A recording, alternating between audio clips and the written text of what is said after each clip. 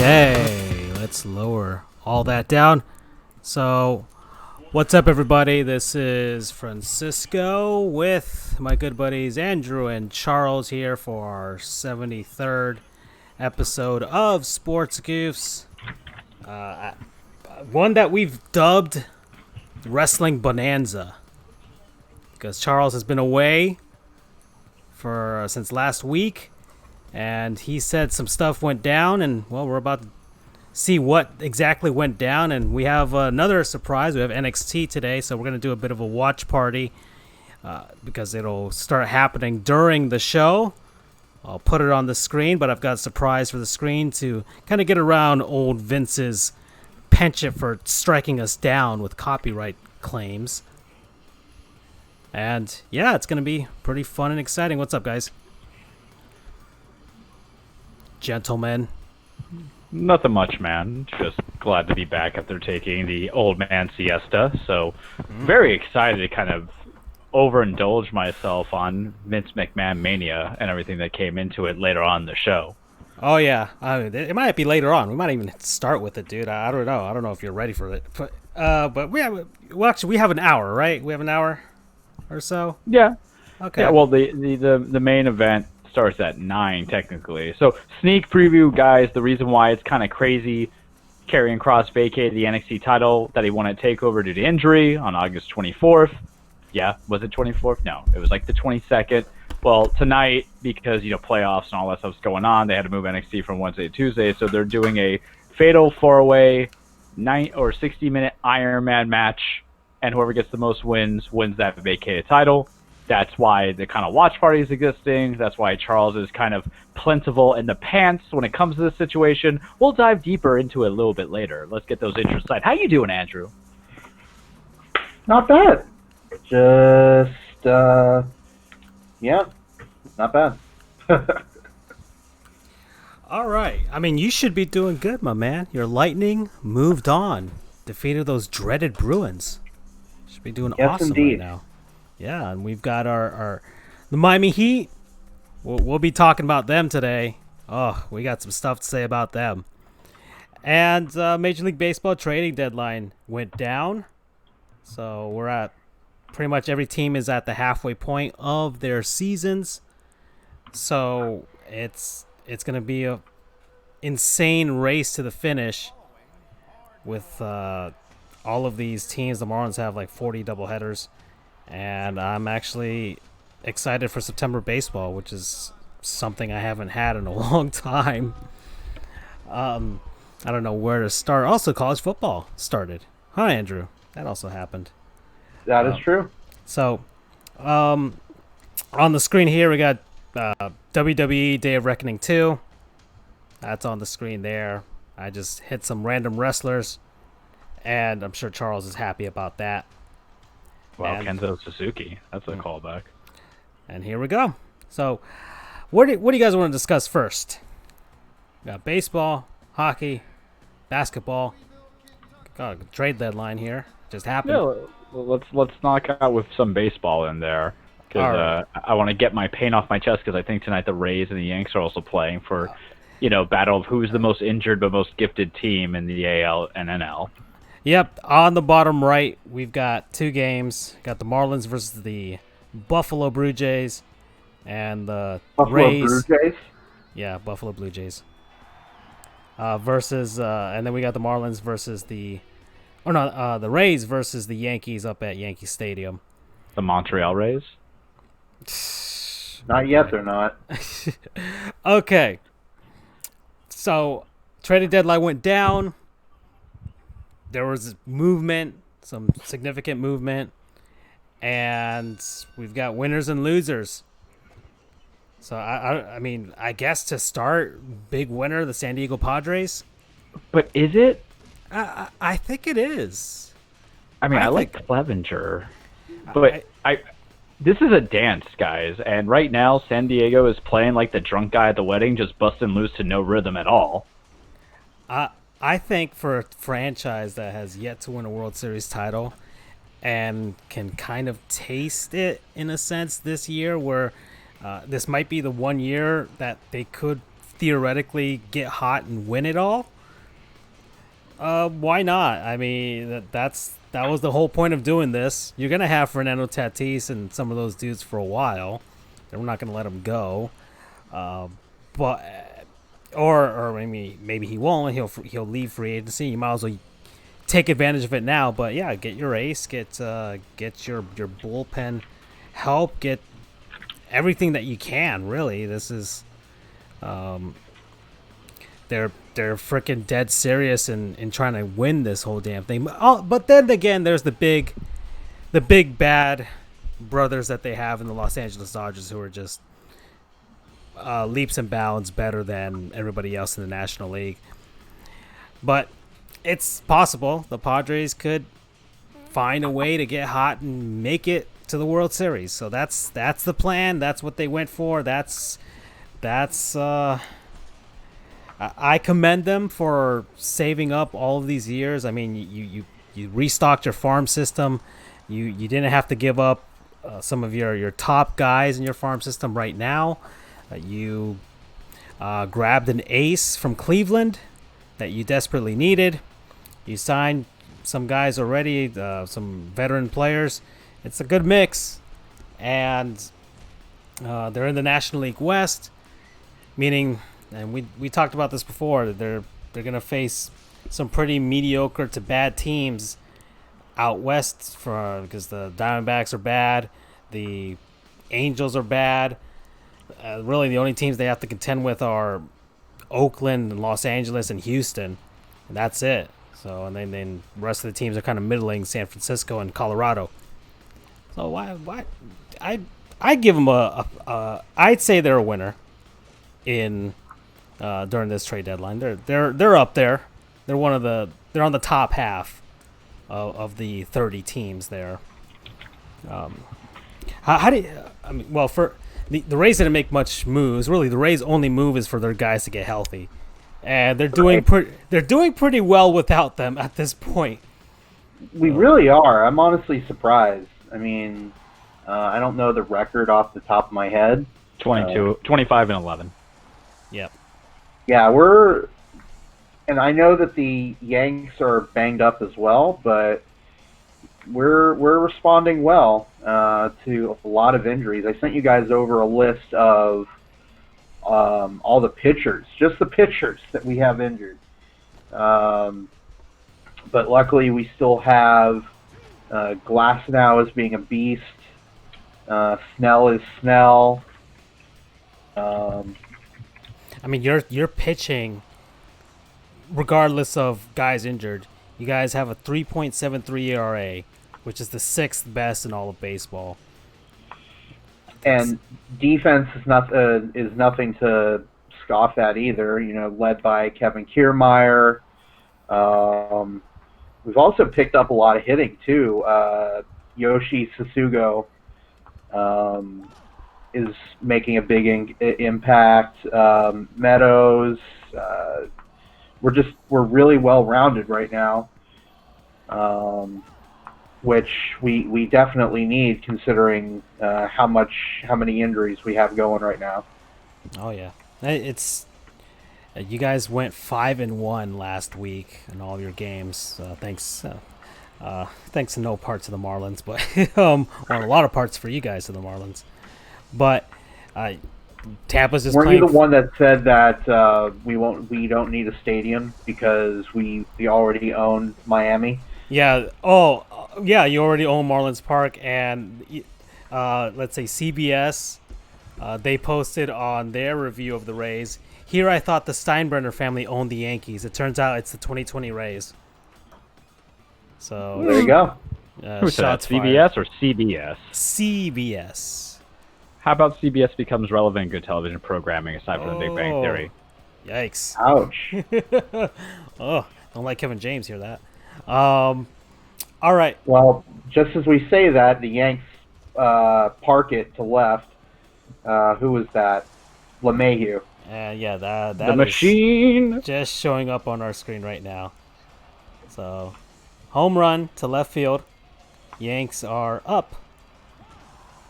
So, but there's no cold job. No cold job derby. Right now, I think I've got 3 for the season. Yeah, I think ever since he found out about it, he's been doing a lot worse. He really has. It's scary. I mean, I'm kind of offended.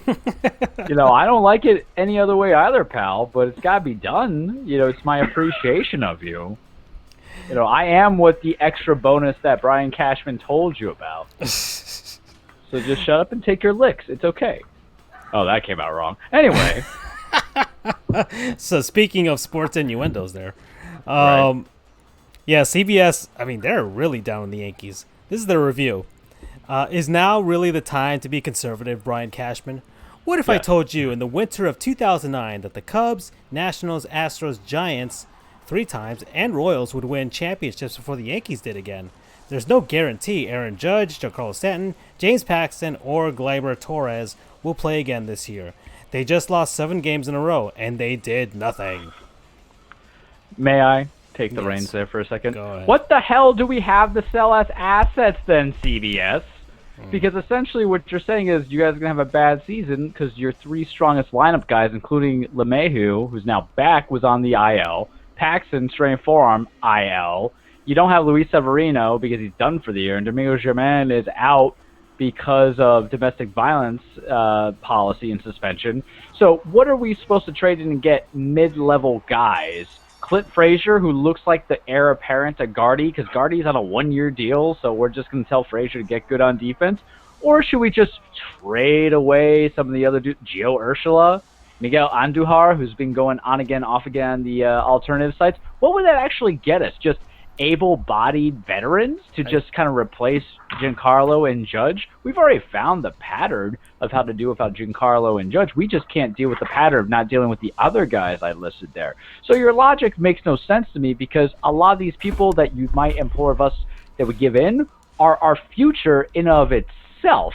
So it doesn't really matter when you think about the only team listed of the Cubs, the Red Sox, and all that was listed prior that literally did it their way instead of the Yankee way was the Royals. They vetted the farm system, they developed, and then they sold after they got that title because there was no Homer on their team. There is no other, I forgot the other guy's name because it didn't matter on our team. Johnny Cueto was there for a moment and he's out over in San Fran. They did the short-term rentals on short-term guys because they couldn't afford the star players. But Boston bought everybody. Chicago bought everybody and had to get new coaches to get into that relevancy, or managers to get into that relevancy. And we have at least kept consistent. We haven't had a losing season. If we end up just going 22 and 39, I can't do math. It's fine because that would be the first time in decades that we were under 500, and to be under 500 in a CV world is perfectly fine with Charles. So I don't get why CBS comes harsher unless it's the fact that you had strong feelings on a belief that we were the end-all, be-all, and we aren't for the AL because there were still other teams coming to that contention. Because if you look at the AL, there's not that clear-cut winner in that entire league because no one was sleeping on Tampa. I know they are, but they were always competitive. Oakland's still there. Even Houston and the trash that they are can still be competitive. The only thing that you guys should be butthurt about is how you guys were saying Boston was going to be the future, and then when they trade away the whistleblower, that now you're at 11-26 and you're pathetic shell of who you are. Because everybody always felt the NL, and it's like this every year, it's always the Dodgers' year. Even this year, when they don't have Ryu and all those other guys, they still feel dirty with Mookie Betts. So I don't know what CBS edge is, but let me ask you guys this because we're all kind of in the collective youth. Francisco's in the beginning stages of opportunity. For Andrew's team with the Rays, it's really strike now because the next 2 years we can't guarantee it's going to be there. But if you had these starting futures injured and you want to be competitive, are you going to trade away your above average or mid-level young guys to just bring in some veteran collective on the whims of a playoff push? I'd rather take the L because you don't know what's going to be available to you next year and the following year. Well, that's as far as a Marlins perspective. Our only move, our biggest move was getting Starling Marte, which was amazing. Cheap too. Yeah, $12 million option, so it's not really going to bite you in the butt. Yeah, no, he's gonna be here next season as long as nothing goes horribly wrong. But he will be here next season, so that's some commitment from the ownership that hey, look, we we can get these guys, and we will stick with them and see what happens. A vote of confidence for the guys that have scraped to this 15-15 record so far. So that's good. And really, the Marlins didn't give up too much. They got rid of VR and got one of Toronto's big prospects, Griffin Conine, son of Jeff Conine. So that's something for the future. Oh yeah, we have a sponsor this episode. We've got Crusader Kings 3. It's a RPG strategy game. IGN gave it a 10 out of 10. Yeah. GameStop gave it 8 out of 10, kids. Yeah, it's on PC, and yeah, there's freaking I think Metacritic of 91 or something. It's people are freaking amazed by it. And back to the Marlins though, I'm glad that they didn't sell the farm just for this weirdness of a season, because look, even if the Marlins make the playoffs, it's not the 97 or 2003 run. We do not have, unless a lot of miracles happen, but we don't have the experience, talent, or really the way they've been playing. They're overachieving. Yeah, you guys are young bucks. Yeah, exactly. And you're vital, and you're trying to bring it in there, but you understand that you're still figuring out the pieces, and ownership wants to take from your farm system before getting the next big name. And I feel like that's what we're doing too, because Debbie Garcia pitches and he's 21. I'm like, hey, you got to win. Cool. Why do we want to trade that away? Yeah, the Marlins right now, it's just a matter of, I mean, we've brought up, I don't know how many guys made their major league debuts this year, but a ton of them. And it is kind of working. No, it's working. I mean, we have Sixto Sanchez, who people are making comparisons to Pedro Martinez, and the way he's pitched his first 2 games, it kind of sort of looks like it, which would be great. It would be fantastic. A bona fide ace that we took from Philadelphia. So there's good vibes. A playoff push is fun for the first time in a while. I'm enjoying baseball. And look, even if they fall short, it was still fun, and you finally got to see some of these young guys in pressure situations in a playoff push, something that they would never have gotten in the minor leagues. So the Marlins are in a different position. We're still rebuilding. This is year 3 of our Lord and Savior's vital enlightenment and change here in Miami. But things are going good here, and that's why we didn't sell the farm for Marte. We didn't sell the farm for, I mean, we added to the farm by getting Griffin Conine. So we know that this season is not it. We're not planning for it to be it. And yeah, maybe the Yankees are doing the same thing. Because what works this season probably won't work next season, which may be part of your Charles's qualms about the San Diego Padres, because at least we hope it doesn't have to work next season. Yeah. Well, my expectation is that full health, real pitching is everybody's game, because you wouldn't want to sell everything on the hope of next year anyway. I mean, the Rays didn't sell everything either. I mean, they kind of stood pat. I think they got rid of Josh Martinez or something, and then that was it. They don't need to do anything. They know, and it's sort of smart, and they know they're at the very least going to be the second best team in the division, which will guarantee them a playoff spot. And once their pitchers get healthy, those pitchers, especially if they do well, can win them games during the playoffs. So it might all work out anyways in the end for them. The Dodgers didn't make much moves because they don't have to. Yeah, and that's just smart. That's winning culture and winning management all around, with your general manager who's not going to do the knee-jerk reaction. The Rays have been good the last, Andrew, 2-3 years with everybody that you traded, kept with the records. Same with us. San Diego has been the bottom of a toilet seat, just residue under the lid. And the biggest thing last year was getting Manny Machado, who actually played all-star caliber quality, but then they realized you actually have to build the roster, and that's why they got I don't know how to say their pitcher's name, the starting pitcher, Paddock. I always think haddock like fish.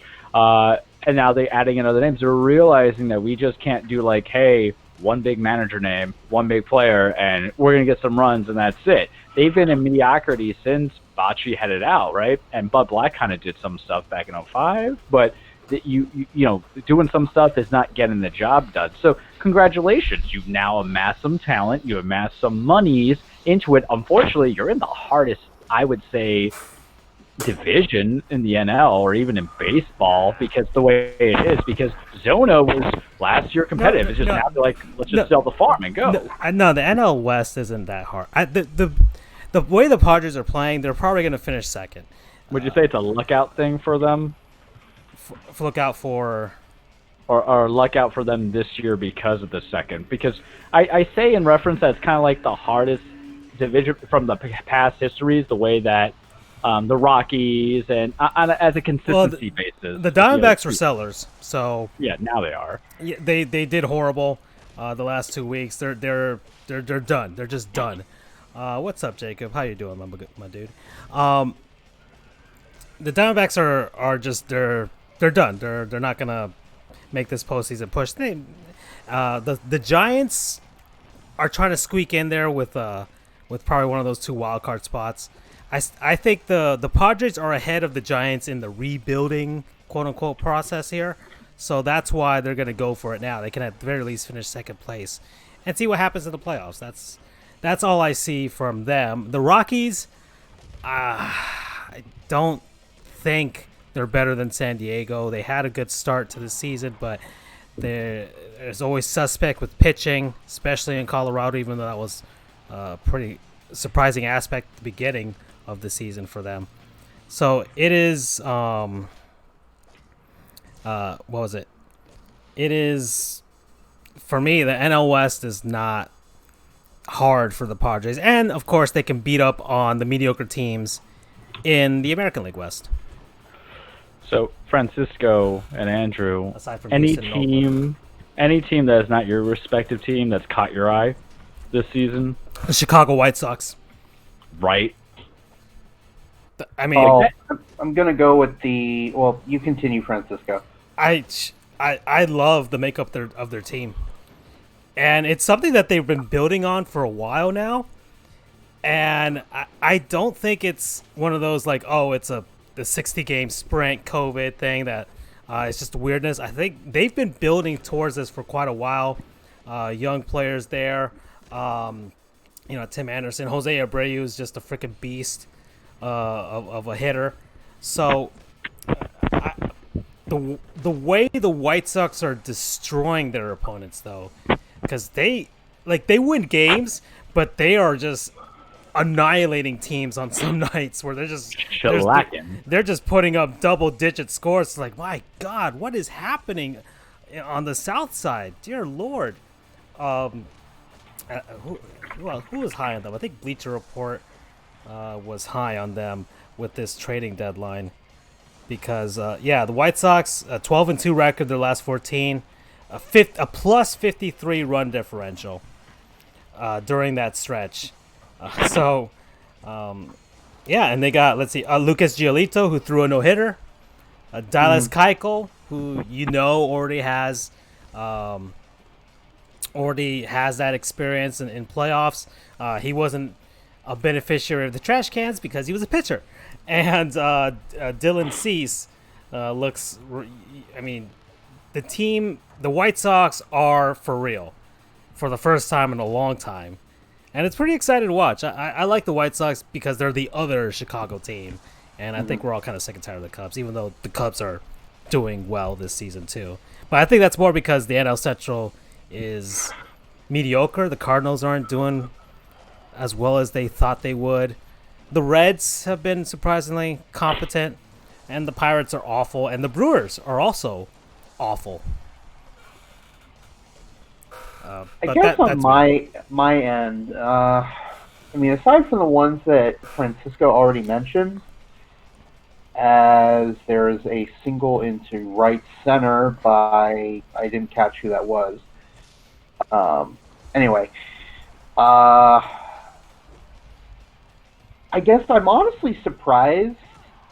I'll go with the surprises of how badly they're doing. definitely off the top of my head is the Red Sox. And I know that they trade away Mookie. They trade away Mitch Moreland. I like the way you're They going just- with this. Surprise the other way. Exactly. You took care of the surprises in a good way. I'm taking care of the surprises in a bad way. And like I said, I know that they traded away Mookie, and they're going through some sort of a fire sale, as we are again sponsored by Crusader Kings 3, a new grand strategy game from Paradox. Available now. Learn more here on the link in the chat. Rated 10 out of 10 on IGN. Yep. Thanks, Crusader Kings 3, for supporting the stream. And once again, check out the link in the chat for more information. Good job. Rays get a double play to not get out of the inning. It was no outs. But anyway, the Red Sox. Look, I know that they got rid of Mookie Betts, which is generally considered to be a bad move. It might be the Marlins did horrible with the Miguel Cabrera trade, but if the Dodgers win the World Series, and he's going to be there for a long time now, and if they're like winning championships, that's going to be the worst trade this century so far in baseball. I concur. Because the Tigers made it to one World Series with Cabrera. That was it. So they tried as hard as they could. But the Dodgers are spending every year. They have a great farm system, great scouting department. I would say that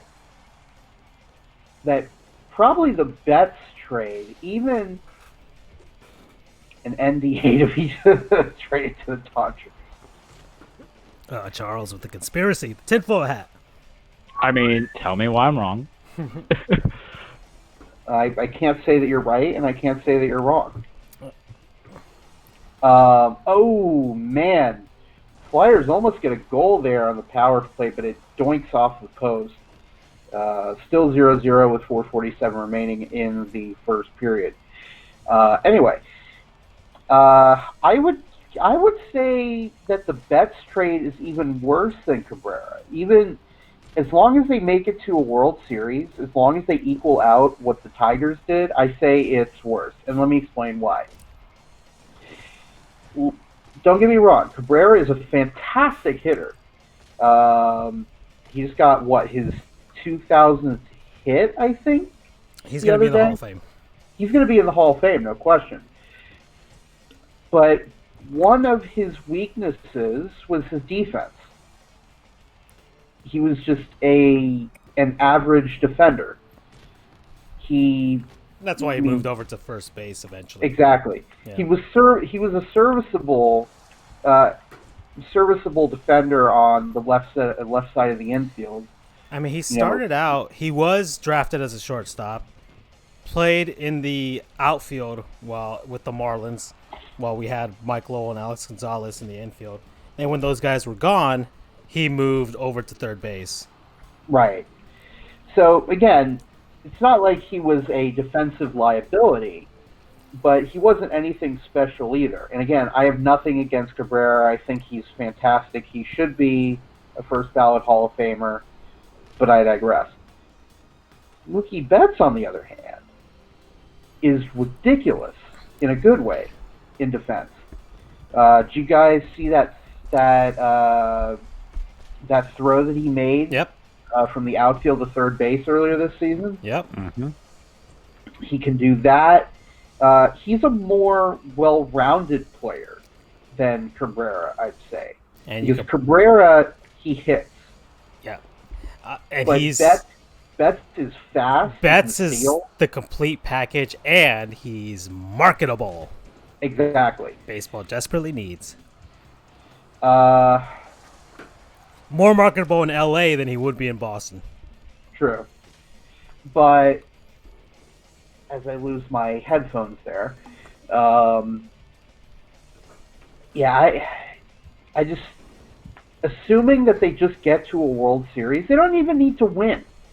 as long as they get to a World Series and even up with what Cabrera did in Detroit, the best trade is by far the most lopsided of this century. Let's see. What else did the Red Sox do this week? They got, let's see, Rich They Moreland got was rid sent of to San Moreland. Diego. Yep. They got prospects back, and Kevin Pillar as well.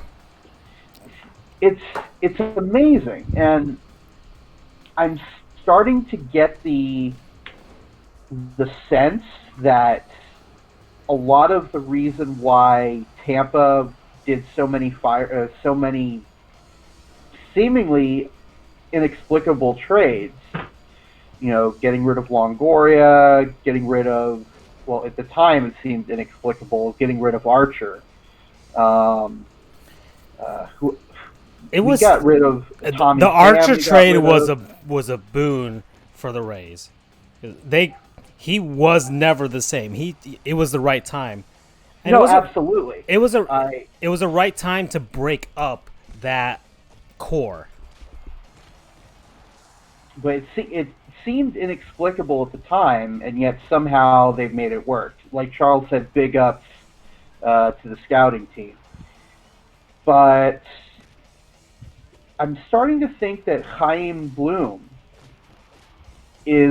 was behind a lot of those trades because he's once again dismantling another team. In this case, it would be the Red Sox. For those who don't know, he came over from the Rays over the off season. Yeah, I don't know. It's crazy though, because in the other sports that have salary caps, you get these rebuilding periods because you can't own everybody at the same time. You don't really need to do that in baseball, and the Red Sox have shown recently that they're willing to pay out a pretty penny to get a player. It's not like in the old days where they weren't, one of the top 5 teams in terms of salary, which they were within the past few seasons. And now all of a sudden they're acting as if they're a small market team that can't afford anybody. And it makes absolutely no sense. So I'll move on to other teams because I've kind of belabored the point on the Red Sox. I'm actually kind of surprised at how well the Astros are doing, much to my chagrin. Although Altuve is doing terrible, which is amazing. And I love it. Well, it's the guilt. It is weighing him down, and he's not a big guy, so that's a lot of for him to hold up. He is suffering a really bad case of the yips. For those who don't know, the yips is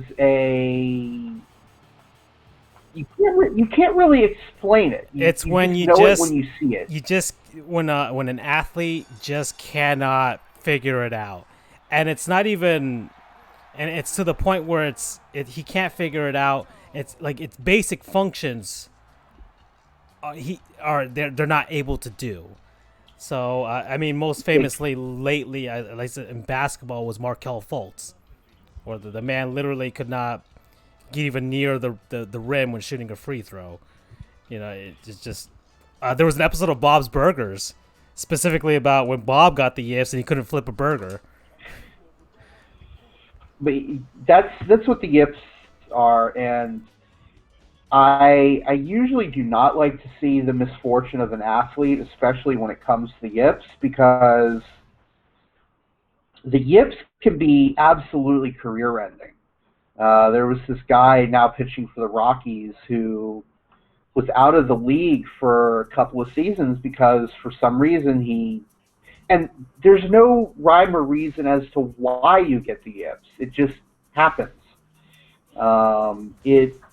Going back to the term inexplicable, the yips are inexplicable. You don't know if or when they're going to happen, and if they do happen, you don't know why they happen and how to get rid of them.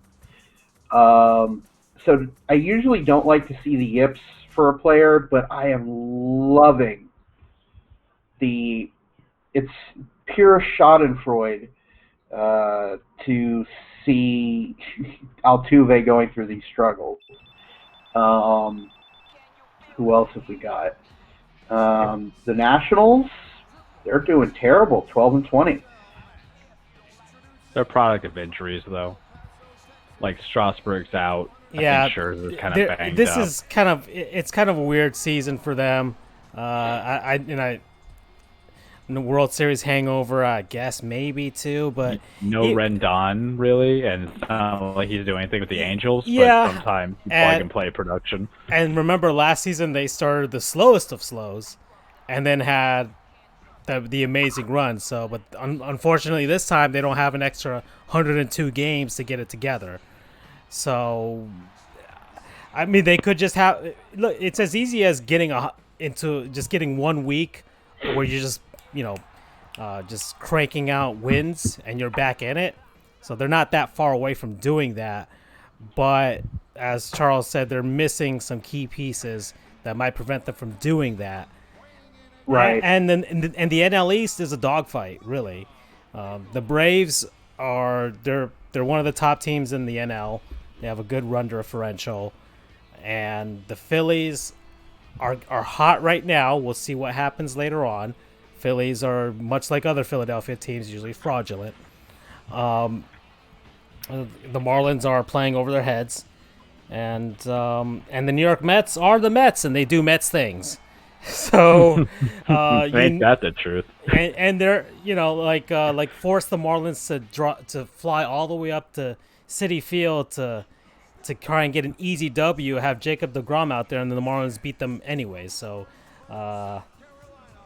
Yeah, have them blow a 4-run lead. Yeah, the Yankees in a doubleheader, and then lose the next one after. Yep. Or have a live stream accidentally start, and their GM talks about what we thought was Rob Manfred, but their owner trying to gauge or trying to get the players to play the game that they eventually made up later with regards to not playing because of the latest social injustice event that happened. Well, I don't want to talk about it. We've heard enough about it. Brody Van Wagen basically calling Manfred a clown, though, is great. Even as ill-informed and inaccurate as it was with the information, especially since it was the ownership. And mind you, Mets ownership is clowns in of itself. We can all say this. Will Pons. The guys that fell for the Ponzi scheme, but yeah. Yeah, they do mess it up. But, like, if that is... You gotta think about it. The Mets might suck, and they might have sucked for the last 4 or 5 years.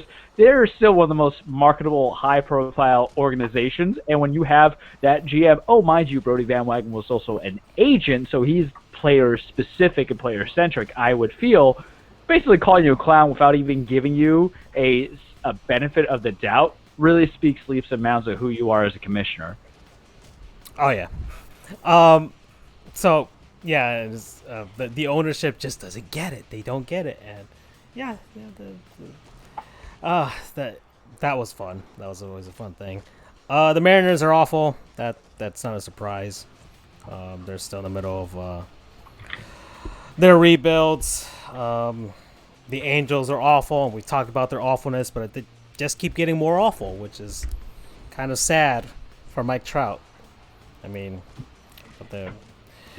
And then his as much as his dad powers are going right now, it's not nearly enough to save the Angels, which is truly a crying shame because the guy deserves at least one commissioner's trophy by the time his career is done.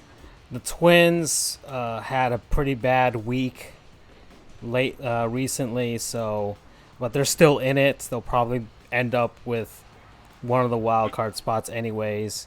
But there's a lot of mediocre teams that are going to be in this dogfight because, we talked about it last week. Somebody's going to get in with a losing record on both sides.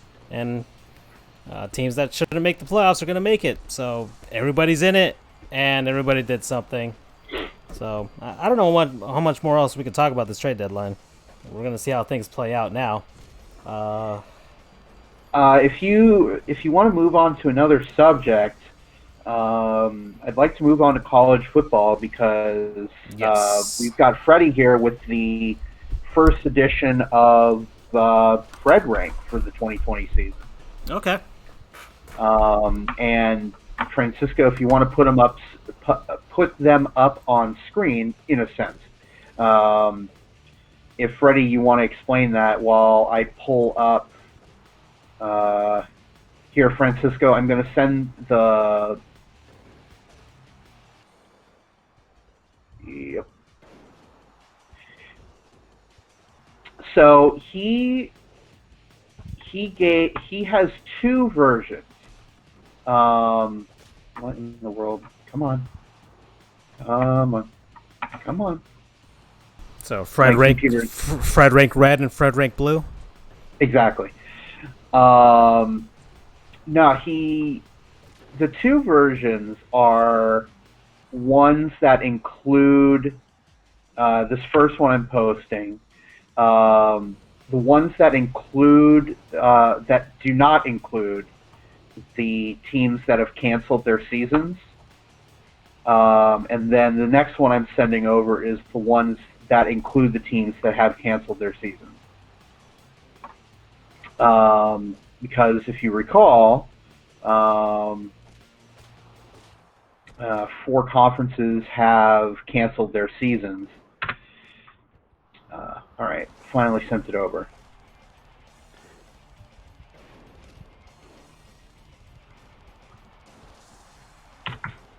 And side note, for people who haven't heard about the Fed ranks before, he's kind of a genius. He's kind of right about this stuff. He does it for the NFL as well. He was scary accurate about the length of the Titans, and I was like, nah, man, we're trash, and he proved me wrong. And he's one of the few people that I will say did prove me wrong. So that's why you got to respect what Fred is bringing. Definitely. And I like the fact that he kind of split it up, too, on the presumption of canceled and not canceled, because that really dictates the time and effort he's popped into it and the knowledge he's spreading out there. Exactly. So this first one that's up on screen right now is the conferences that have not canceled. As he mentioned, the MAC, Big Ten, Pac-12, and Mountain West have all canceled. So these teams will not be featured. So, and then what Francisco is pulling up now appears, yes, that's the one with the canceled teams. As you can see, a few interesting teams coming up. Coastal Carolina is on there, which is it's weird. I keep wanting to say that it's a surprise, but it's really not because they're half decent, and there aren't a lot of teams to. You're losing about half of the FBS membership, roughly, little less. So, Freddie, if you want to explain why LSU fell so far, I mean, I'm sure that I know the answer, but just for the general audience, I guess. Starting quarterback for the Cincinnati Bengals. And a top wideout. Who's an honestly good dude. That is we true. love Joe Burrow. Yeah, might be a real MVP. He is a cool dude. Let's see what else. Yeah, they lost a lot. I would assume so. I mean, I remember the draft. It was just LSU. I'm like, holy crap, they're gonna run out of guys. Yeah, they a lot of guys got drafted last year. Freddie, any surprise teams that kind of popped up on the list? I'm not surprised with Cincinnati or App State. I'm kind of surprised that UNC tends to surprise people. Well, that was one of the teams that folks were discussing down here because apparently every fan thinks the Canes are going to go like 11-1 or something. That's bull. Never happening. I don't even know who our starting quarterback's going to be. So like, casual fans or loyal fans, loyalty blinds both eyes, guys. Just remember that. And Canes fans are the most irrational. Yeah, I'm surprised that Miami is up so high in 12th place. Well, anyway, they landed a couple quality transfers. Did he just hit another home run? Damn it, LeMahieu. The machine! Yep. It just showed up on the screen. And this time he went to right. And this is why health matters, gentlemen, because he was gone for 10 days. So basically 8 games for all intents and purposes, the way they're doing scheduling. That jack was brought to you by Crusader Kings 3. Meadows. Just like DJ LeMahieu, he's a 10 out of 10, just like Crusader Kings 3.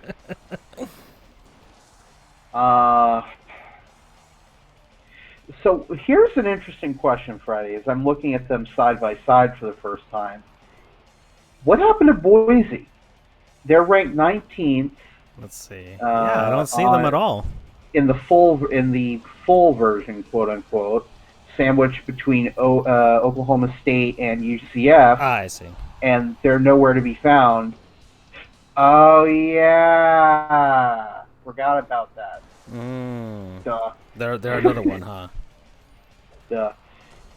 Totally. Forgot. Silly me.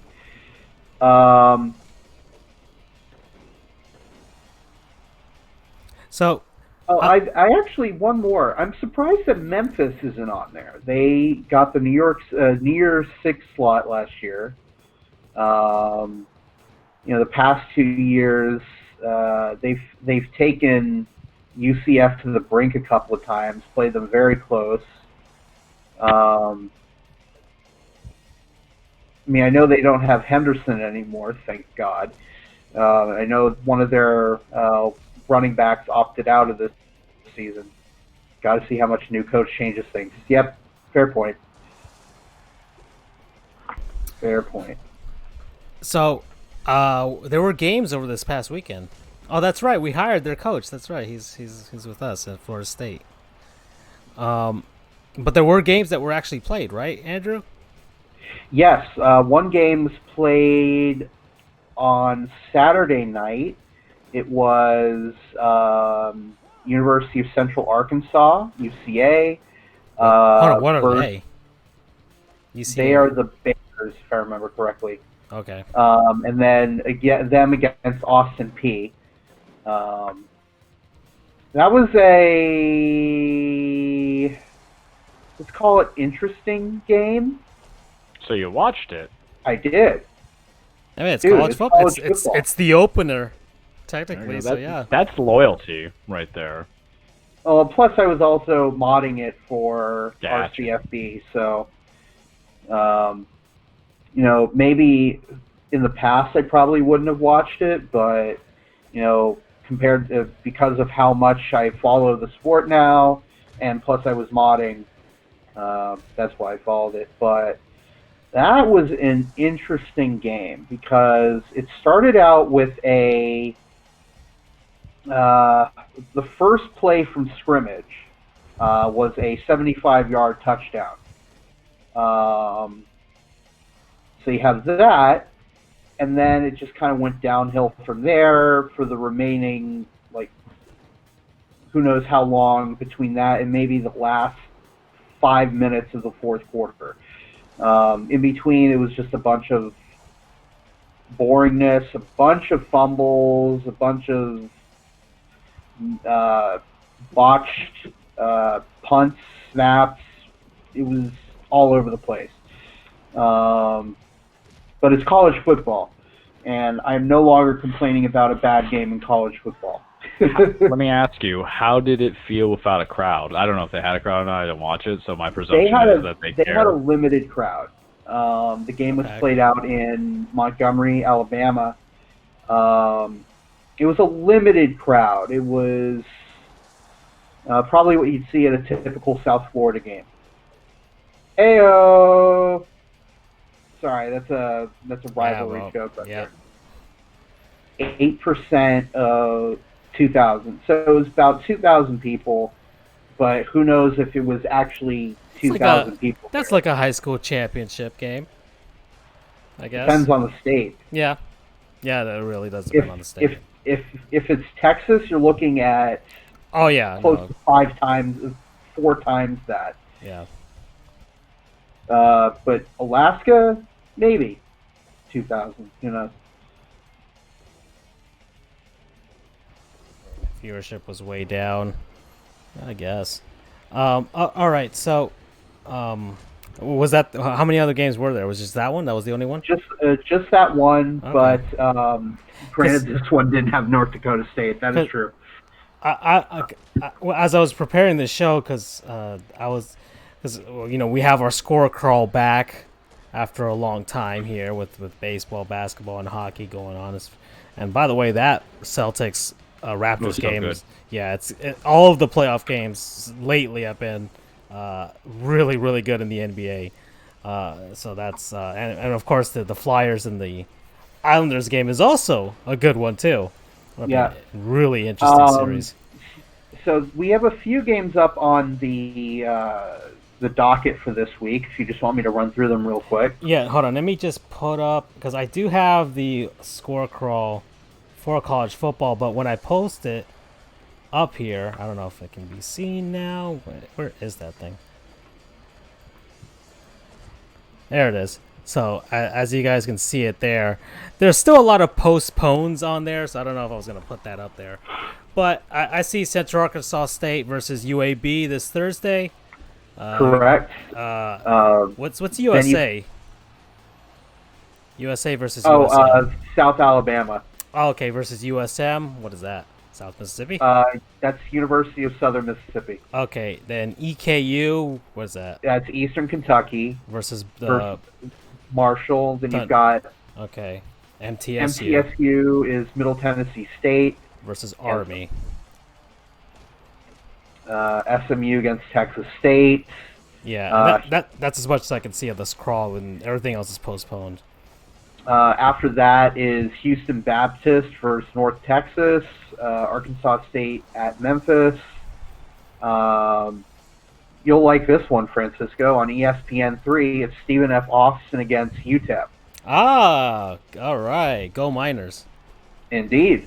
And then I guess you'd call it the big game of the weekend is going to be BYU at Navy, 8 p.m. on ESPN on Monday. So it's a decent looking week for considering. A lot of games got postponed and canceled. Yeah, you can see three of them there. They have Rice versus Houston, FIU versus what's JV State? I don't know what that is. Jacksonville State. Oh, okay. And then Marshall, which I guess was against ECU, but now against EKU. So those are the three postpones there. I'll probably put up the score crawl next week for college football. We'll add it to the, especially as the NHL and NBA playoffs start whittling down, so there will be space there. All right. But yeah, it's going to be an interesting season. Things are ramping up in a way, so that I guess. I don't know how the RCFB group is handling it. I don't know if it's like a welcome relief that something is going on. I don't know. You can tell me. I mean, we're handling it pretty well. There's a lot of shit posting going on, more than usual. Okay, that's fun. It's basically a show, so. Right. It's been a different off season. I mean, I've only been involved with one as a mod, but I've been an active member on the sub since, call it 2015. Yeah, it's. Yes. Yes. Oh, beautiful. Thank you Oh, for reminding me, Freddie. yeah. 5 Points Vids put up a video. The biggest So college football upsets. for those who don't know, 13 years ago today, roughly, let's call it 5 hours ago, was when the game ended. Appalachian State, which was at the time at the FCS level, came into the Big House, Michigan Stadium, against the Wolverines, who were ranked, I want to say, fifth at the time. And the Islanders just score with 15 seconds remaining on the power play. They are now up 1-0 on Philly with 18:40 to go in the second. Mm-hmm. As we are once again sponsored by Crusader Kings 3. 10 out of Game 10 on IGN, 8 out of 10 on GameSpot. Oh, Barry Trotz would be a fantastic war strategizer. So that's an aggregate. That's an average 9 out of 10. Pretty good stuff. Oh, but what, so never 34-32. The big upset. 34-32. That was a watershed moment in the FBS FCS world, because no one in their right mind expected App State to win, but there they go, taking out the number 5 team in the country.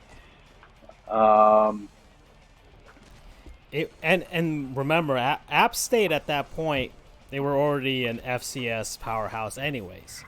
So right. It wasn't like they were that they were scrubs. Right. They were a good team at the FCS level, but FCS is not FBS.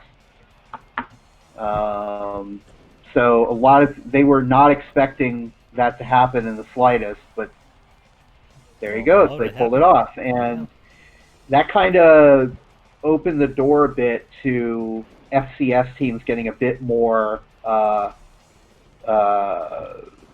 respect, and that was only heightened once North Dakota State started just beating the crap out of people. So, all right, let's see. So, I want to go through the score crawl here. So once again, yeah, you said the Islanders just scored on a power play, so they're up 1-0. You got 102.99 here. Looks like Boston might eke it out, but there's still 34.5 seconds left. So real quickly on that, because I'm watching it, Siakam goes for field goal for a layup. He gets fouled, or it was the ball coming. I guess they're not calling a foul, but they're trying to see if one of the players was inbounds or out of bounds, looking for the Celtics. And there's still time. Yeah, no, so plenty of time. It's muy good. That was my little ooh moment when I was listening to you guys on 34-32.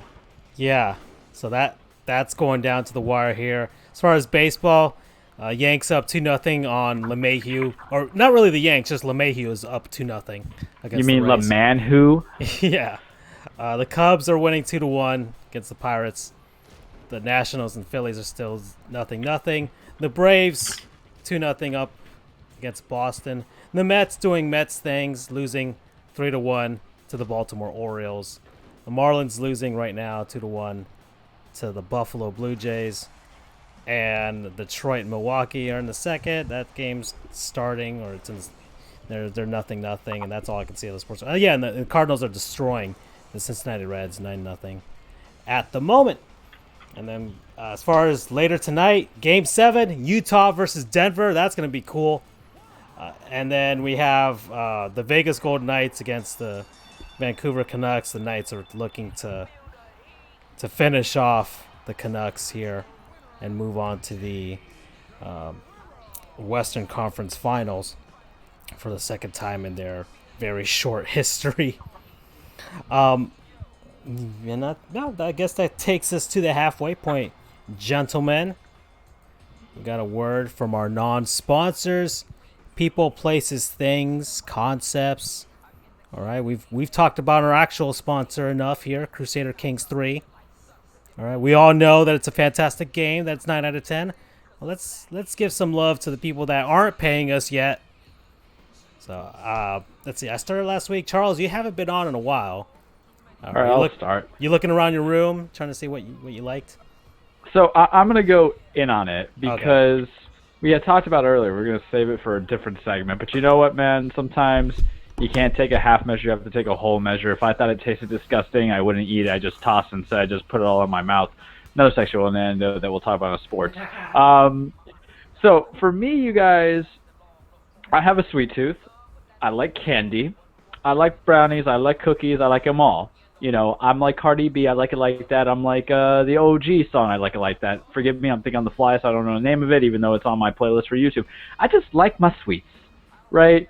So the other day, I'm shopping around the good old, gas station because I had to get, gas. And I was like, man, I want like an energy drink or something. But then I saw some candy, some overrated candy that I knew that I wanted because it's always overpriced at a gas station. Never buy anything at a gas station, even the nachos. But I needed some sweet tooth because I'm pretty good. I was a piggy last week for the birthday week. I ate everything and anything I wanted. But one of my favorite candies, gentlemen, is Airheads. It's just been a while since, I got me some Airheads, but I love me some Airheads. But they have Airhead bites. So I was like, well, why wouldn't I just, eat the Airheads themselves, but they're bite-sized. So it reminds me of an old love of mine, Butterfinger BBs, which, hey, whoever makes Butterfingers, hear me out, bring those back now. And Boston just won as I'm talking. And much like Boston, it's addictive, but you don't know if you like them or not. But I had them Airhead bites, man, and I was like, it's the mixture of the flavors, the red, the blue, the white, the green, all that stuff coming in, and the orange. And instead of just eating at the tongue fold, I'm eating it at the bite fold. And I was like, I don't know if I love it. I don't know if I like it. As I'm like basically done with the bag now as of today, I kind of wish I had more. So for my sugary sensations, for my cavity causers, for a little bit of the love in my life when I need some sweets, what I'll be hoping is in the Dollar Tree section soon when it's phased out of gas stations, Publix alike, and I'll buy them at the handful. I'm going to give some love to the Airhead bites. I'm a big fan now. I want some Airheads in and of itself, but I think I have like 2 or 3 of them left in the little drawer that I have, and I think I'm gonna pick that out right now and eat some. But I like it. And let me ask you guys this as a sub question: what do you think the white flavor is? It's got to be like a pineapple base, right? It's weird, but Airhead bites, get some. Promo code. Bring back the BBs. Bring back Butterfinger BBs. Too much, so bring back bite size. So Airhead bites. I forgot to post them up on the screen here, but we're going to take a look at them right now. Oh, yeah, there they are. Airheads.com. They got their candies here. Look at that. Oh, they have sour versions? I got to get up on that. You just found that out. Oh, yeah, there they are.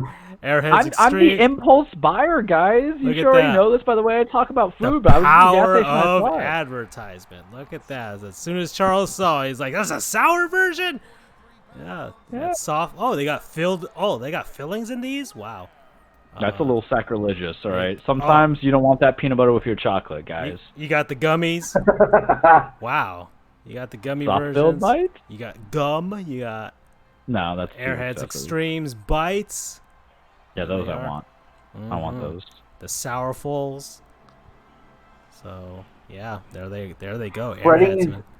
Freddie's anti-non-sponsors are Lucas Giolito and Adam Wainwright for taking me down in fantasy last weekend. We gotta do a fantasy segment because people who get baseball and basketball guys are ballsy. That's all I can say on that. Now I want some more. I want the extreme sours. Yeah, go on Amazon and have it shipped to you. Don't do this to me. All right, my turn. Yeah, go ahead. My non-sponsor of the week are Amy Lou Chicken Burgers. Do I know this? Wait, Amy Lou Chicken? You should. Is this another impulse buy that I should get on? You should. So it's spelled AMYLU. Oh, okay. Here we go now. AMY. Oh, I thought it was like, okay, it's all one word. Okay, all right. Yep. They are exclusive chicken products. Although the only ones that I've tried are their chicken burgers. A chicken sandwich? I see it. No, there. it's a chicken patty. So it's made out of ground chicken. Sure. Mm-hmm. So you've got I got The ones that- I got the 3 flavors here, or 2 of them actually. the two that I've tried, one of them you see is the kale and mozzarella. The other is the cheddar onion. I prefer the kale version, the kale mozzarella over the cheddar, but the cheddar is also very good. Life hack: scoop it in some guacamole. Oh, ah, So, good buddy. Okay, they have bread. I'm just making sure they have the buns. I'm blind. So how was it with the guacamole? Well, it doesn't come with buns.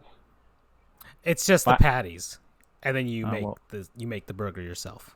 Okay, Correct. because my anaconda don't want unless you got buns on. Sorry, I had to set you up. Yes. Just get your own buns, my friend, because these are freaking delicious. The guac adds an incredible flavor punch to it. Not that it's needed, because the burger just by itself is incredibly good. Very low calories too. Only 170 calories per patty. Just very delicious stuff. Highly recommended. 10 out of 10. Just like our our sponsor, Crusader Kings 3. Oh yeah. I mean, Play it sheesh, on man. Steam They're very supportive this episode. It's Listen, like the fifth it's time. very rare. Side note, it's very rare that we get actual sponsors of video games that actually is rated that high. So good on them. Yeah. Oh yeah. But yeah, they are freaking. That's like the 6th time that they've shown up on screen. So, all right, go and get it, folks. Jeez, it's a good game. You've on a PC if you're into that real-time strategy RPGs. So yeah, my non-sponsor is Amy Lou Chicken Burgers. Promo code. Wait a second. Not a home run, but a ground rule double for the Rays. Just over the 318-foot mark over and left. Anyway, promo code Burgery Goodness. And the chicken sausages already look good. I'm already kind of craving that. Talk Charles, about that should talk that about should be your innuendo. next impulse buy. Okay, so, but when I just want to eat chicken, the healthy, and I just had a promo about like the most unhealthiest thing. I feel, is this my intervention? All I need Francisco to be like, oh hey, my next non-sponsor is diabetes, and then it's just done. Well, it's not diabetes. But Habanero and tequila. Wait a second, what? wait, there's a habanero and tequila Okay, so chicken at the- sausage? Oh, Andrew, I thought we were trying to fight not just my bad health habits, but my alcoholism. How dare you bring this upon me? I want that now. It's only 100 calories per link. That's not bad at all. Jeez, grab a hot dog bun and just go to town. Dear Lord. and So something if I have it without a bun, is it just a sausage? A Yeah, I guess chorizo so. if it's spiced? I guess that would technically be a sausage. Yeah, pork. And I want to correct something before we move on. It was not a ground rule double that just occurred. It was an automatic double, is what it's actually technically called. Did it bounce outside? It hit the ground and bounced over the fence. Yeah. And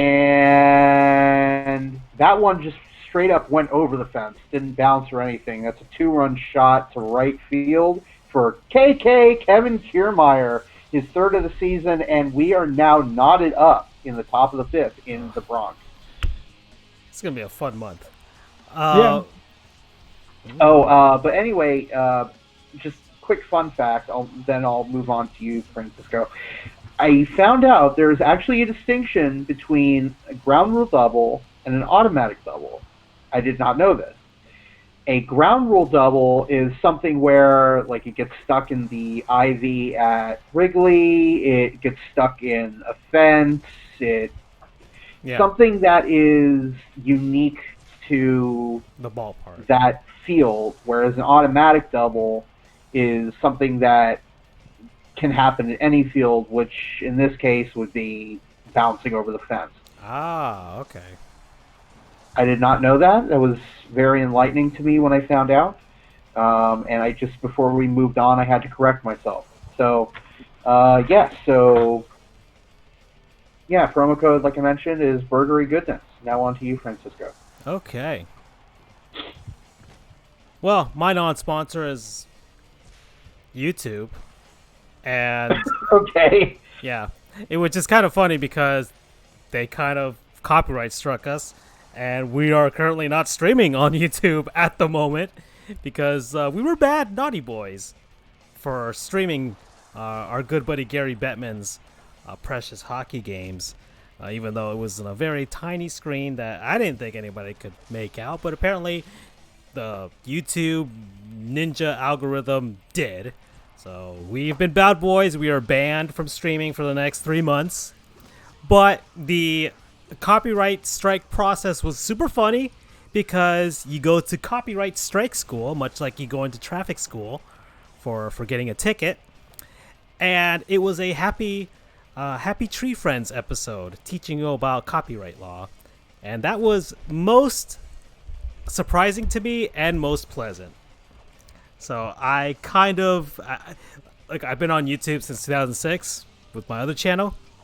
Never got a copyright strike, none of that nature. And that was the first time we ever got into,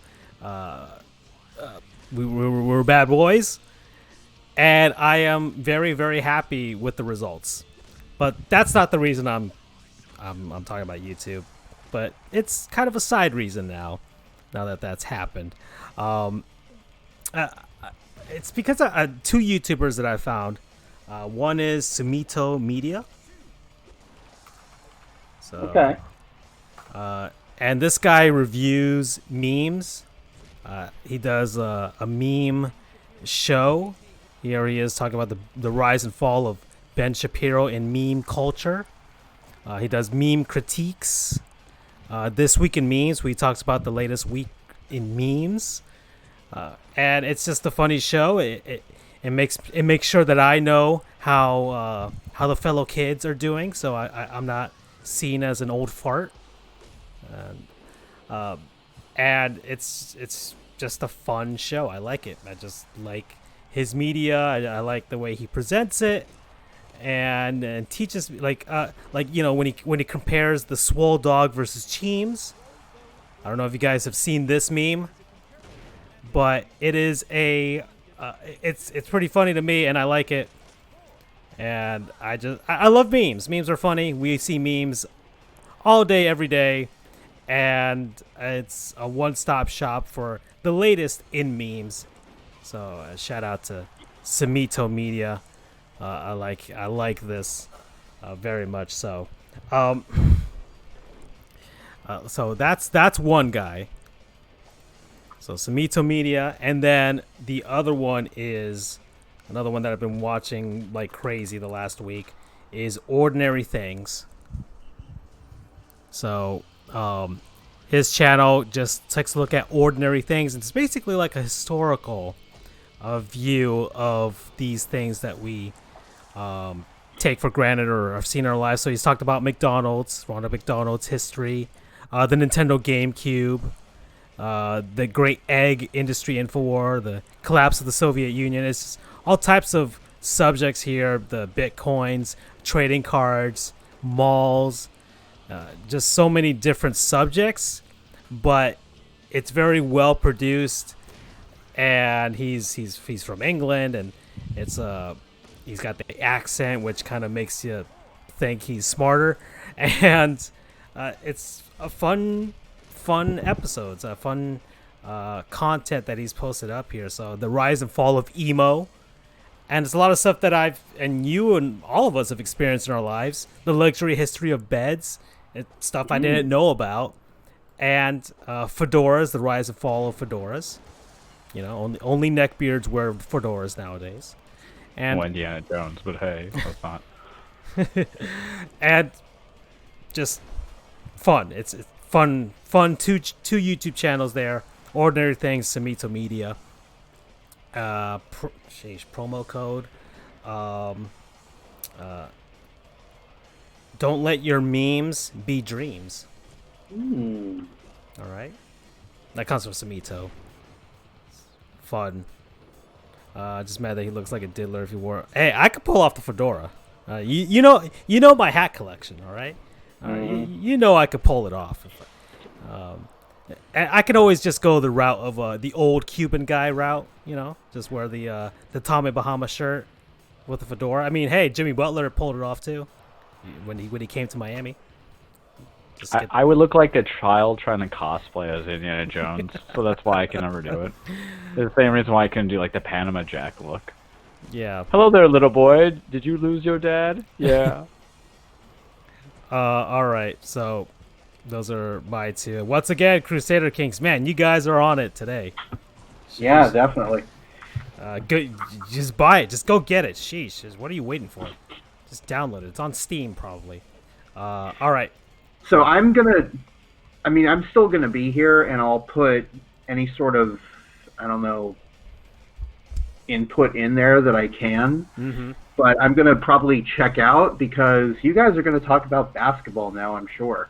Well, if you say that you're checking out, then we might as well talk about basketball, right? I'm still gonna be here. Oh, okay. I'm not leaving. It's just this is my. I have no idea what's going on here. This is your bathroom break. Exactly. Well, I hope you got 20 minutes reserved because Francisco and I, gonna talk a lot.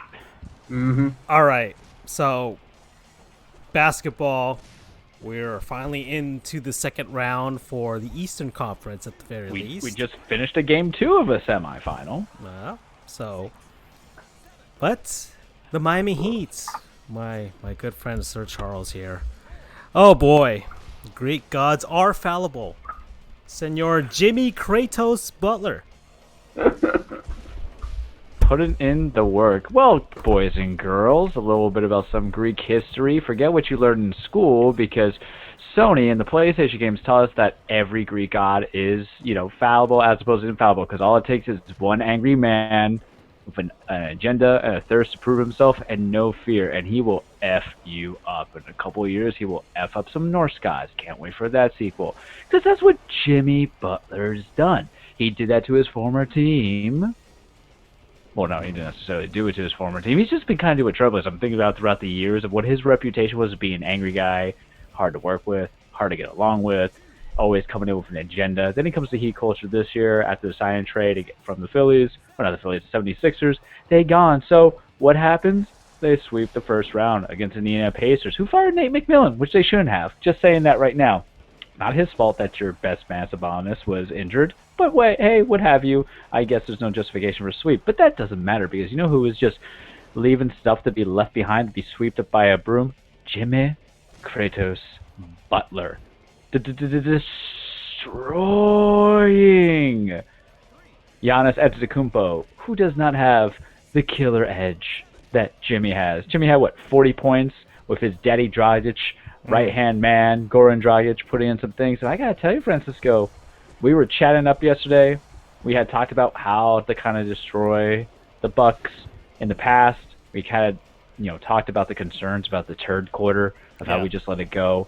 And I had expressed my concerns where if you don't make Giannis sweat, it's not going to work out pretty well for you, right? You got to kind of put it on him. Yeah. I thought Orlando had it with that first game. They had a couple of games that maybe it kind of looked close, but you don't know. But then Miami Heat, because they have a real coach, not that Mike Budenholzer is not a real coach. Mike Budenholzer is one of the best coaches out there without a ring at the moment because he has made 2 franchises into number 1 seeds in the last, 7 years with the Atlanta Hawks. Just their biggest name was Jeff Teague and Paul Millsap. Yeah, just younger middle-aged Paul Millsap. Dudes, at that time. And then now he's doing that with Milwaukee. And here's the thing to consider, you guys. Giannis has been around the block a little bit. Now they're just kind of developing it in and of itself. But yesterday was a determination. It was a show of 2 men because it wasn't just Jimmy Kratos Butler. Bam Adebayo, how about we call him Damn Adebayo? Because them rebounds, 18, I believe? Let's see. Bam's final numbers. And these are... Okay, so first, Jimmy Butler. 40 points, 4 rebounds, 2 assists, 2 steals, and a block. Bam, 12 points, 17 rebounds, 6 assists, 2 steals. And then you got Goran here, 27 points, 6 rebounds, 5 assists, and a steal. I mean, those are those are your guys. Incredible. Yeah. Yeah, and the thing about Bam is Bam's going against two big men as he's trying to rebound. It's Giannis and it's Brook Lopez. Yeah. You know, two guys who are over 7 feet, two guys who stretched the floor, and he was primarily on Brook because they were leaving Jimmy and Jamison Crowder to kind of deal with. Or Jay Crowder, because I think Jamison Crowder, who used to be a wide receiver, I think he's on the Jets now, going over there and blocking Giannis, and that's such a big height disparity. But suppose I know how to coach defense, I know how to make my guys kind of switch up properly on the defensive end when the picks come in. We know what to do, and they're just laying it out there, and they're making Giannis sweat. I mean, he had good stats, so let me not make it seem like we shut him out. I mean. The way that they were defending Giannis is they're not letting him get comfortable with one guy defending him, so they're throwing different looks at him. You got you throw Andre Iguodala at him, you throw Bam at him, and who else was guarding him? Was it Kelly? Jimmy, I think, had him. But, yeah, Kelly was there on the switch up. Right, exactly. But they're different looks at every time, so he doesn't get comfortable with because if you have the same guy defending you throughout the game and you just know that you're better than him, or you figure out the way to get around him, then Giannis will have a field day. But he couldn't get comfortable at any point during the game. I mean, heck, for most of that game, it was Chris Middleton that was keeping the Bucks in it. Middleton, and then with a little bit of love with Brook Lopez too. Yeah, he threw 24 points. Yeah. Big men shouldn't have those. And looking at Giannis' stats, he got a double-double, 18 points, 10 rebounds. But for a guy that was almost close to averaging 30 a game in the season, it was pretty concerning, I would feel, for Budenholzer. He had 6 turnovers. That's kind of a lot. That's always kind of the concern about big men handling the ball anyway, is that they're not going to be able to kind of catch with the fast pace of everything else. And then furthermore, as the music on this ad hits as I'm talking to you, Giannis was in some foul trouble, but he was missing them free throws because he only had 3 personal fouls throughout the game. He just got those early, but he plays pretty solid defense despite the fact he's Defensive Player of the Year. We're going to talk about that in a second. But going 4-12 at the line, you're just missing. Not every big man can get everything, and the best big man gets about 80% of the field at most. I don't know what his numbers are at the field. I can check that instead of being lazy. But you're leaving points on the floor, but you're showing an intimidation factor that's not necessarily there. And sometimes, and the guy who said it yesterday best is Chris Paul, is that there's some guys who are built for that, who have that clutch gene, who is that fourth quarter. Right. And Giannis, I don't know what Giannis is, because you got to think they were supposed to be projected as the best team last year. They were the number 1 seed, and they lost to a better team in Toronto, who seems to be getting winded, man. We're going to talk about that because I don't want to get them all too much in, but it's been a while since we spoke basketball, so I'll try to keep it lined up. But what is going to be Giannis's excuse if either A, they essentially don't make it out, or B, they have to struggle and it takes 7 games to beat the Heat? We didn't have Eric Bledsoe. Bledsoe's not even your second best player. It goes Giannis, and then it goes Middleton, and then maybe Eric Bledsoe. But Eric Bledsoe's just at that, I'm weird, inconsistent with everything I do, so I don't necessarily believe that your excuse is you're a fully built team. You have an excellent coach who knows how to do an offensive speed up of everything else. I mean, the one concern about Budenholzer is he doesn't play his starters that long. And in the long run, that's smart, but I mean, that's how you... As far as the minutes were spread, so the Heat played... Let's see, they played Jimmy, Jay Crowder, Bam, Duncan Robinson, Goran, Kelly, Tyler Hero, who we'll talk about him later, Kendrick Nunn, and Iguodala. So Olynyk had the least minutes, 7 minutes, and then Jimmy was there for 36 minutes there. Milwaukee played Middleton, Giannis, Brook Lopez, Matthews, George Hill, Connaughton, Williams, Mason, only a minute 40 seconds, and DiVincenzo and Korver. We have a score update in Toronto. Looks like Claude Giroux Ooh. Deflected a shot in. Now 1-1. Yeah, I see it up And- there.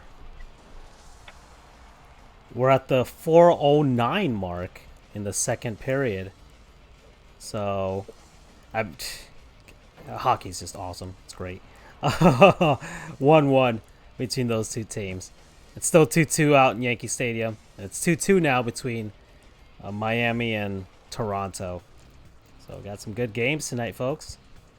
And we haven't even gotten to the Game 7. We haven't even gotten to the wrestling. We'll talk about that later. We're here for a bit, right? It's an exciting night for sports. To contribute a little bit to the Heat before we jump into the other ones, Jimmy is kind of a scary, confident shooter because he's not known for making threes, but he was just making he was making the try me threes. They're not even heat check threes. It's just like it's the FU kind of threes, and I was so about it. We were joking around about getting the chubs, but between him and Dragic, I'm gonna look at our chat here. I'm gonna say it. But with Goran, it's just I'm gonna miss him next year because that flexibility with the money, unless he's gonna take anything lower than 10 million, which I don't think he is, nor should he. Because I don't even think we can get him on the 10. I think we gotta get him around the 8 mil stand up, and he's a low starter 6-man on any other team. So go get your money, buddy. We can't get you.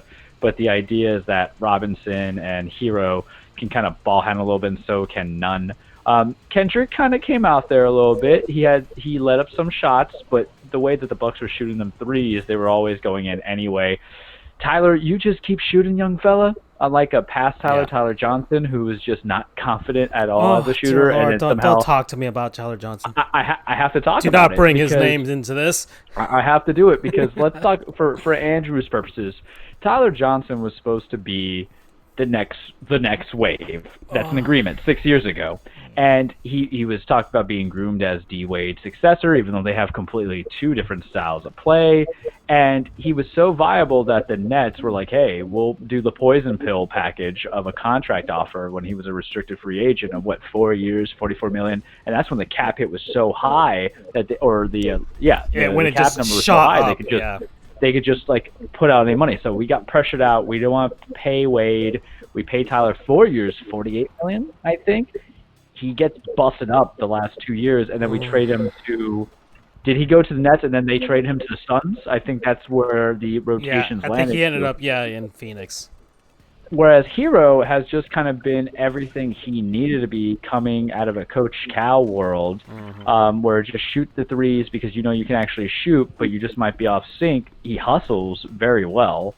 Might not be the best defensive guy, but he at least has a hand in the face, which is all you can ask for. He'll learn. I mean, remember, this is his rookie season. Still. Yeah, but basketball, it's some guys only have 1 year to be a rookie and to be a prominent player. Looking at you, Michael Carter Williams, and then they just disappear, right? So basketball is that sport. How much leeway you get to be on other teams. But, I mean, if you shoot the way he shoots threes, he's gonna get tons of leeway. That's a long leash right there. I hope so. But it's interesting. And Duncan Robinson is just coming in, and he has this weird mixture of he's too big to be a small shooting guard, too small to be a small forward. But damn it, if you can get him the ball when there's a pick set up and he's got his feet set in, that's a shooter that you want in there. Right. So it's a good dynamic. Do I think the Heat are going to win? Nah, I never really said they were because I think it's a bad matchup. But it's not as if just because there's a bad matchup means there's going to be a sweep.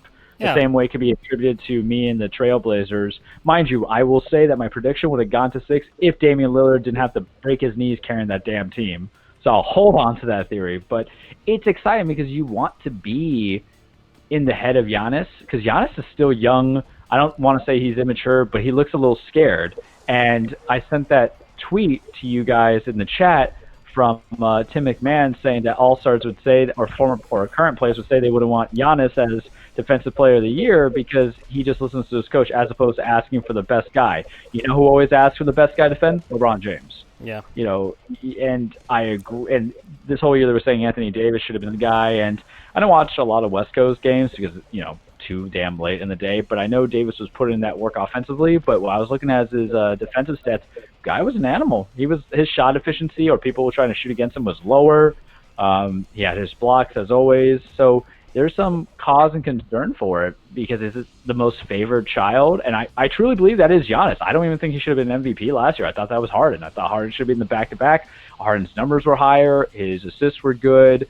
I think it was just on the product of being on the Rockets, who were expected to be great, whereas the Bucks weren't expected to propel that much. And I think right now we love, as voters in the sport world, not political world, we love as voters in the sports world, we love a big man who can do everything, right? Can facilitate, can shoot, to have a little bit of offensive finesse, and we fall in love with it, and we become enamored with it, and we make excuses for it.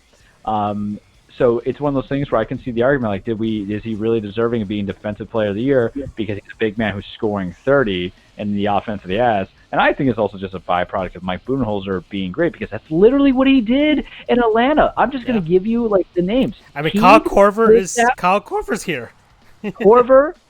Horford was your Giannis Antetokounmpo. I don't think people realize that. Young, big, 7-foot man who can shoot from 3 and then spot up. Doesn't play post because they're kind of soft, which I said get on Giannis on, right? Because he can get in foul trouble. So it's interesting. I mean, he got into foul trouble at the halfway, before the halftime of that game. He was already at 3 fouls. It was 2 offensive fouls too. Yeah. That's what the interesting part was, because and here's the thing too. Charges are never freaking called, man. Like, it is clear and it is evident. Like, if you just kind of have a cramp in your toe, they'll be able to see it and say it's not a charge. But he charges, man. I'm just saying. I don't care what anyone says. He's coming at you, or offensive fouls, whatever new names that you have for it. He's coming at you.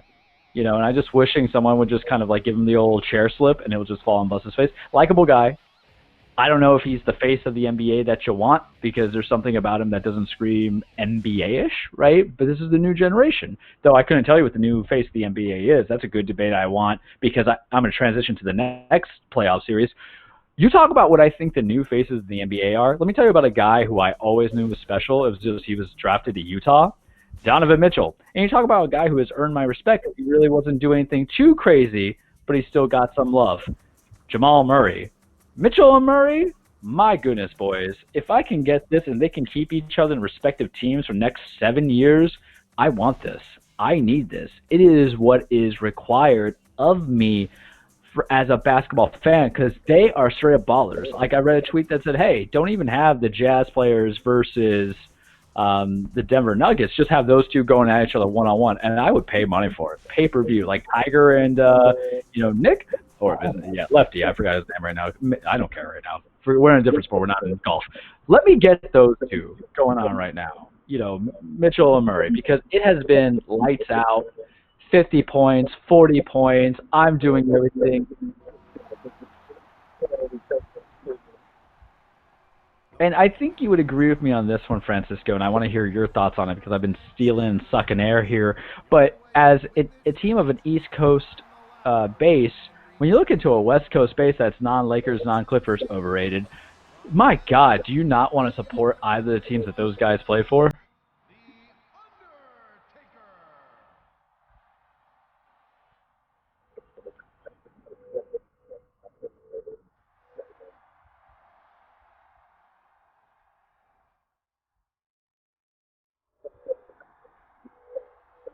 Oof.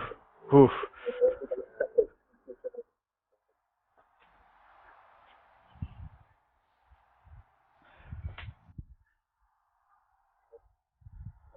Get rid of Rudy Gobert before you get rid of Donovan Mitchell. That's all I got to say.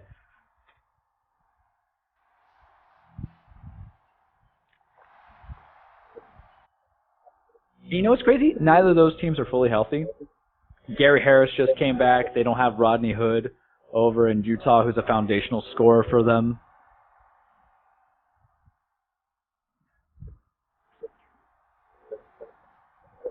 Yep.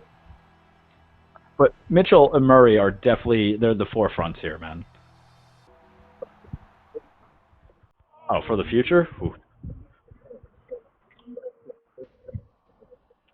Oh, yeah.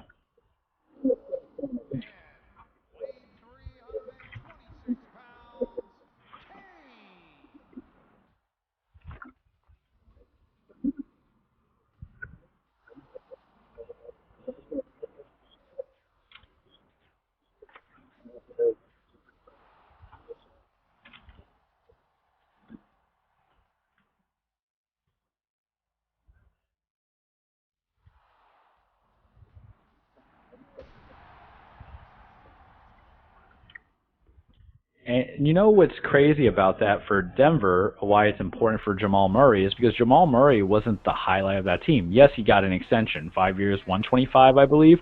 That was Jokic's team. The last 2 years transformation of being a top 3 contender. Remember, this was the number 1 team in the West last year. But a top 3 contender because of the 3rd seed here is because, are they the 3rd seed or the 4th seed? Nah, I just realized I was muted that entire time that I was talking. Oh, really? I'll do I'll have it. So Charles is just sitting there like, so whoever listened to that is like, why is nothing happening? Speaking of memes, you ever see the Christian Bale and Kermit the Frog meme in Kermit's face, and then Christian Bale? That's us right now. Just to say, I talked about Ja Morant out in Memphis, and the guys out in Utah, in Denver, Luka in Dallas. Crusader Kings 3 is great. That was basically what I said.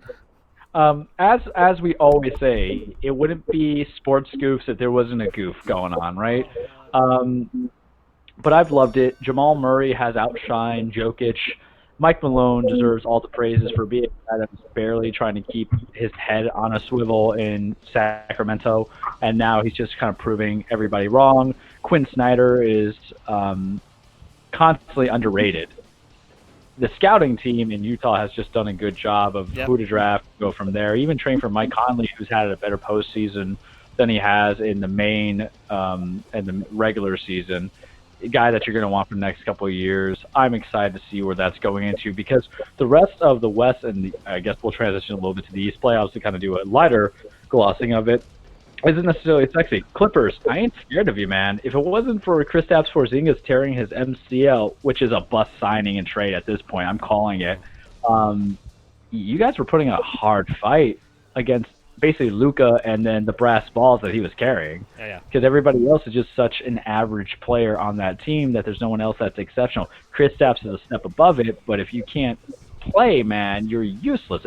Be injured during the season, but if you're injured during the playoffs, there's something we can do for you, like right? And it's always the needs. But we're not going to sell Chris Paul right now because we're going to give him some love. Well, let's just hope he survives this Game 7 because he hasn't survived past Game 7s. Well, at 34, I'm going to give him the excuse. But Clippers, it's very scary. Marcus Morris, or was it Markieff? I think it was Marcus. Why are you hating on Luka for schooling you, man? You know, I know it's getting a little hustle, but we don't need that bushwhack stuff going on here.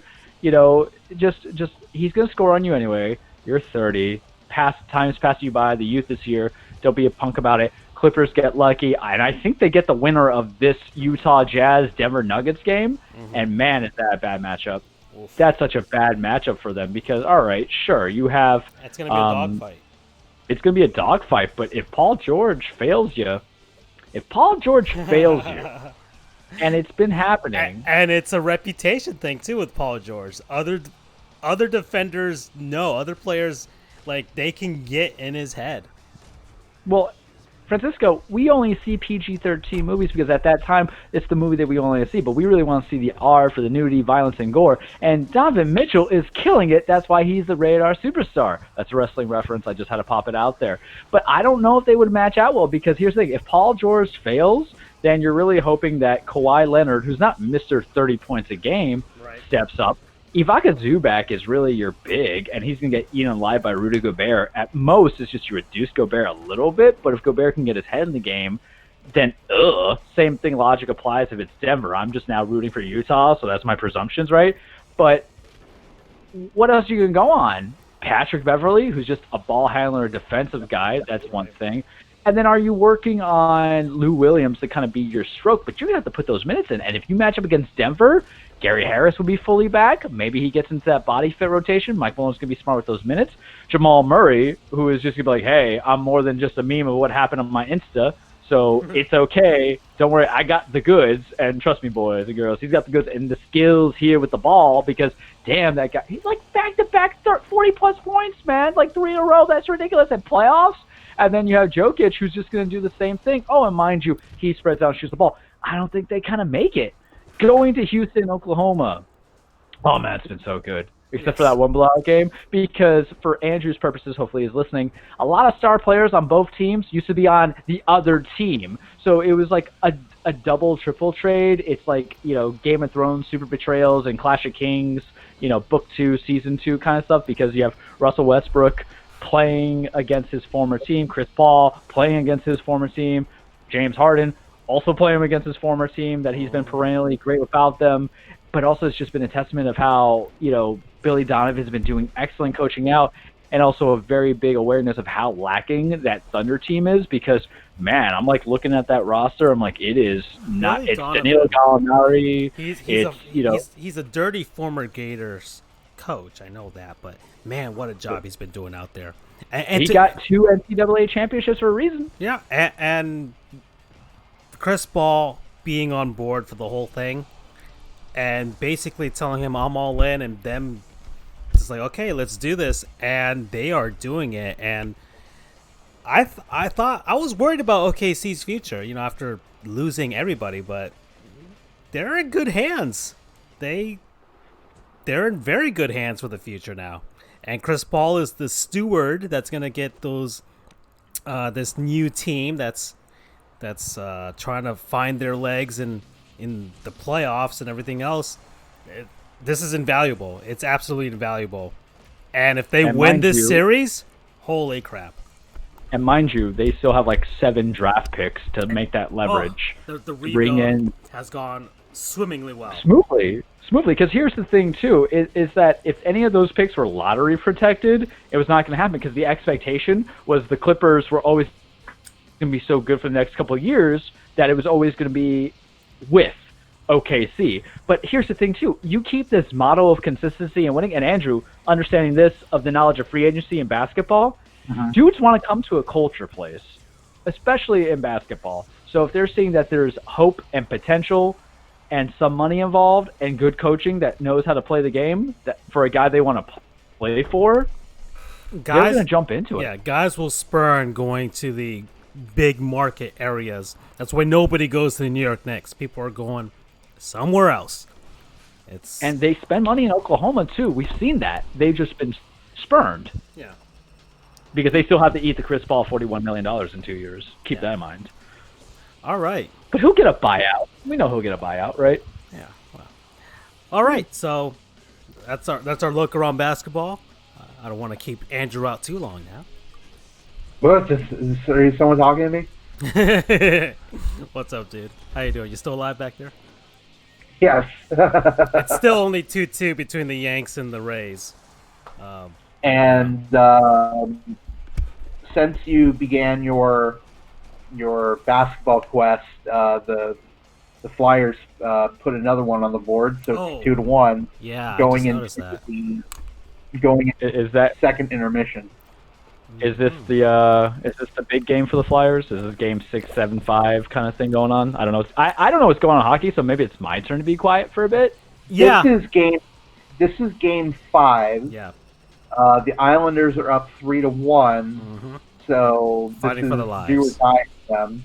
Yep. And normally I don't give a damn about who will be playing in the next round. It could be New York, it could be Philly, I don't care. What I do care is I want this thing to go to 7 games. Okay. You want the exhaustion? You want the battle I fatigue? want them to be absolutely exhausted.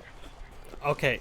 So this is a great segue into hockey talk. I want game 5, game 6, and game 7 to all go to 5 overtime. No, well, the Bolts are finally getting a nice rest after the frickin' fight that they had with the Blue Jackets and even the Bruins now. All right, so let's jump into it. So Tampa Bay Lightning versus Boston Bruins. Lightning win the game in 5, but of course it's the Stanley Cup playoffs, and a 5-game victory is still a super difficult thing to do because each game is a frickin' dogfight. And this one was... Not to mention that 2 of the games went to overtime. Yeah, that's what I was going to say. So over the full series, so overall, so game 1, Boston wins 3-2. Game 2, and that one went to overtime, right? The game 1. No, that wasn't game.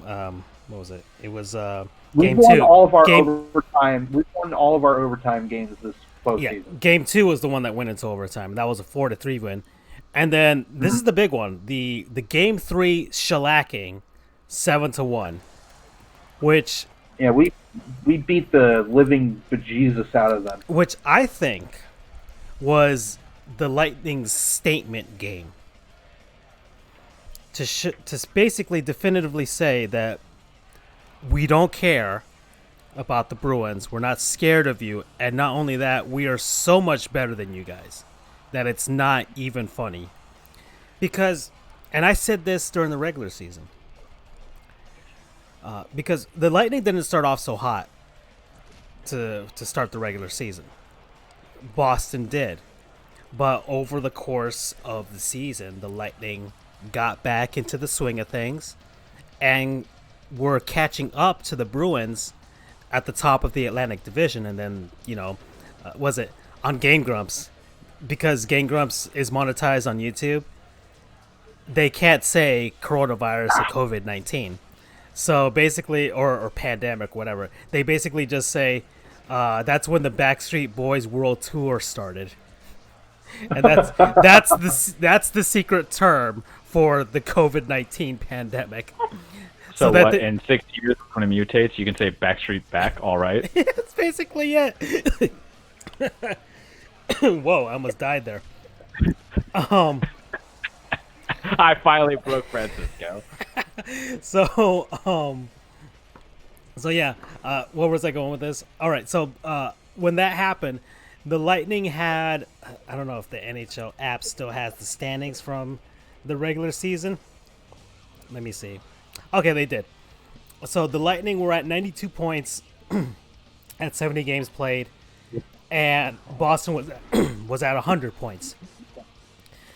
But the Lightning were only one game behind in the win-loss column. So Boston had 44 victories, Tampa had 43. And Boston had 12 overtime victories, Tampa had 6. So Boston had technically lost more games than the Lightning did. And the Lightning were, if this was baseball or basketball, the Lightning would be jumping over them eventually in the regular season. Holy crap, am I dying? Hold on. Let me take a drink of water. Andrew, keep taking over. Okay.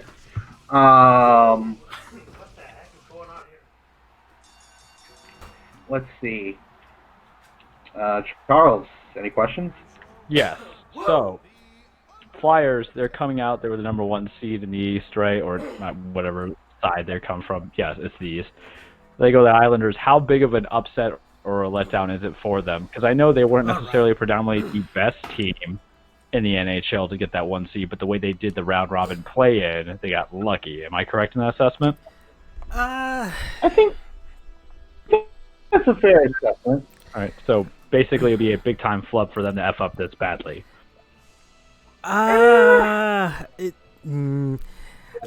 Okay, so... Tough to say. Honestly...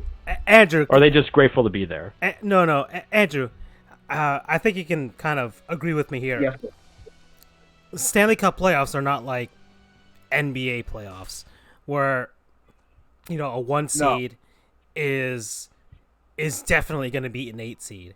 Like an 8 seed would beat the hell out of a 1 seed then. It's happened time and time before. Mm-hmm. It's not. I mean, the Los Angeles Kings won a Stanley Cup being the 8th seed, so it's not impossible.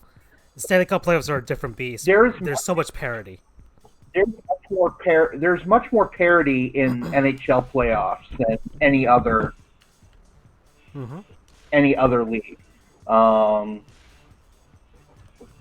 It's I don't know quite what word to describe it, but there's actually a video I'll send you, Charles, that describes why the hockey playoffs are much more unpredictable, if you want to call it that. But yeah, admittedly, a 1 seed that's the Lightning last year that got swept by the 8 seed Jackets, that's not expected. But at the same time, they were on a hot streak going into the end of the season, so kind of looking back at it, there's less it's less surprising if an 8 seed beats a 1 seed. Anything can really, when they say anything can happen, they really mean it in NHL playoffs. So, Especially here, especially this season, because the only reason those 4 teams got the top seeds is because of how well they did in the curtailed regular season. yeah, and Philly won the round robins, so But there is no momentum going into these playoffs, none right. whatsoever. Yeah, basically, teams. Look, your goalie could just be absolutely standing on his head, stopping everything, and you can win a series. Even if you're offensively less capable than that team that you're facing was in the regular season. But I mean, case in point was Eunice Corpusalo in the Blue Jackets Lightning series. Mm-hmm. I had never heard of him in my life, Exactly. but he was the only reason that Columbus was in that series that long. He faced like 80-something shots in that 5 overtime game. Right. Yeah. Like, that's pure insanity. And the truth, the Yankees have broken out. yeah, it was a misplayed ball by Kiermaier. He tried a diving catch, but it got under him. So that scored 2 runs. And then the batter came around all the way. It was a Little League home run, basically. Oh, okay. Gio Urshela will take that, gentlemen. But yeah, Corpusalo, or what was my right? So there's a trophy that's given to the most valuable player of the playoffs. Basically it's the most valuable player of the final round. It's called the Conn Smythe Trophy, and 99% of the time it goes to the winning team. But the last time I remember it going to the losing team was Jean-Sébastien Giguère. Back in 2003, who was the goalie of the losing Anaheim Mighty Ducks of Anaheim. And anyway, usually it'll go to like a position player or something or other. But I'm going to be honest, and I'm trying to remove as much of my goalie bias as much as possible. But to be frank, every goalie of the winning team deserves the Conn Smythe, because I wouldn't say that. Pretty much. I mean, look, like the 2009 Pittsburgh Penguins, I can't say that Marc-Andre Fleury look great regulars. We talked about Marc-Andre Fleury. Right. I don't think he's, aside from, I guess, the inaugural Vegas Golden Knights here, I don't think you could have given him a Conn Smythe for the 2009 playoffs. That's fair. But I mean it more in the sense that you Cam Ward, definitely. I mean, rookie, whatever, and yeah. Like, you can't have a shitty goaltender and win the Stanley Cup. Yeah. It's not possible. Your goalie needs to be on point. You can't have a subpar goaltender. Your goalie cannot have a subpar postseason and expect to go far. Okay. So I guess that's done with the Lightning Bruins series. Do you want to? I mean, Hedman with the double overtime goal, and I'm just glad that Boston's out. Mm-hmm. And we really need the rest because Stamkos has been out. Steven Stamkos is our captain and one of our top goal scorers, point men. He's been out since March. I mean, I guess everyone technically has been out since March, but he was he was out in the regular season, and then he's continued to be out. He hasn't done any skating or anything. He's just out with some undisclosed injury. And then this past game, Nikita Kucherov, who is our top goal scorer, he got injured, undisclosed injury, but we're assuming it has something to do with his face because he caught a high stick from Zdeno Chara, and he played a few minutes.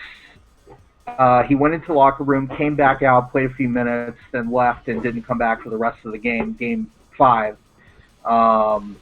So hopefully this extended rest will give him a chance to get well again, and in the off chance that Stamkos can come back, we could really use him. Okay.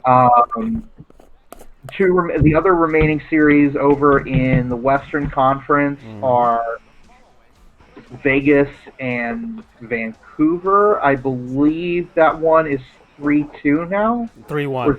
That's 3-1. Yeah. Vegas, correct? Right. So the Golden Knights won Game 1, 5-0. Then they lost 5-2, which I was surprised by. But then they kind of put it all together, 3-0 in Game 3, and then 5-3 in Game 4. I'm going to assume the Canucks are going to play as hard as they can. And I wouldn't be surprised if they did sneak out another victory, but I still believe the Golden Knights will either if they're not sloppy, they're on point, they're probably going to win tonight anyways, and move on to the Western Conference Final. And then the Dallas Stars and Avalanche series. This has been an interesting one. I'm disappointed in the Avalanche, to be honest. I thought they would play a lot better. I mean, they kind of woke up last game with the 6-3 win, but the Stars have been kind of handling them incredibly well. They're scoring. Let's say they won 5-3, then 5-2, then a 6-4 loss, and then 5-4, and then 6-3. So Colorado's got to shore up that defense because the Stars they're not bereft of scorers. Let's just say that, and I'm surprised that because the Avalanche, their first round series, I thought that they were a favorite for the Western Conference. After that, they just handled the Coyotes just so well, which I guess is kind of a false. I guess maybe I shouldn't have put too much stock into it because the Coyotes, in a normal season, maybe just sneak into the playoffs or don't make it at all, and they have other off ice issues anyways. But the way that Colorado beat them down was impressive, and and it's not that the Stars are scrubs. No, really, I shouldn't be that surprised, but I'm a little disappointed in their defensive play out in Colorado. That's what I'm saying.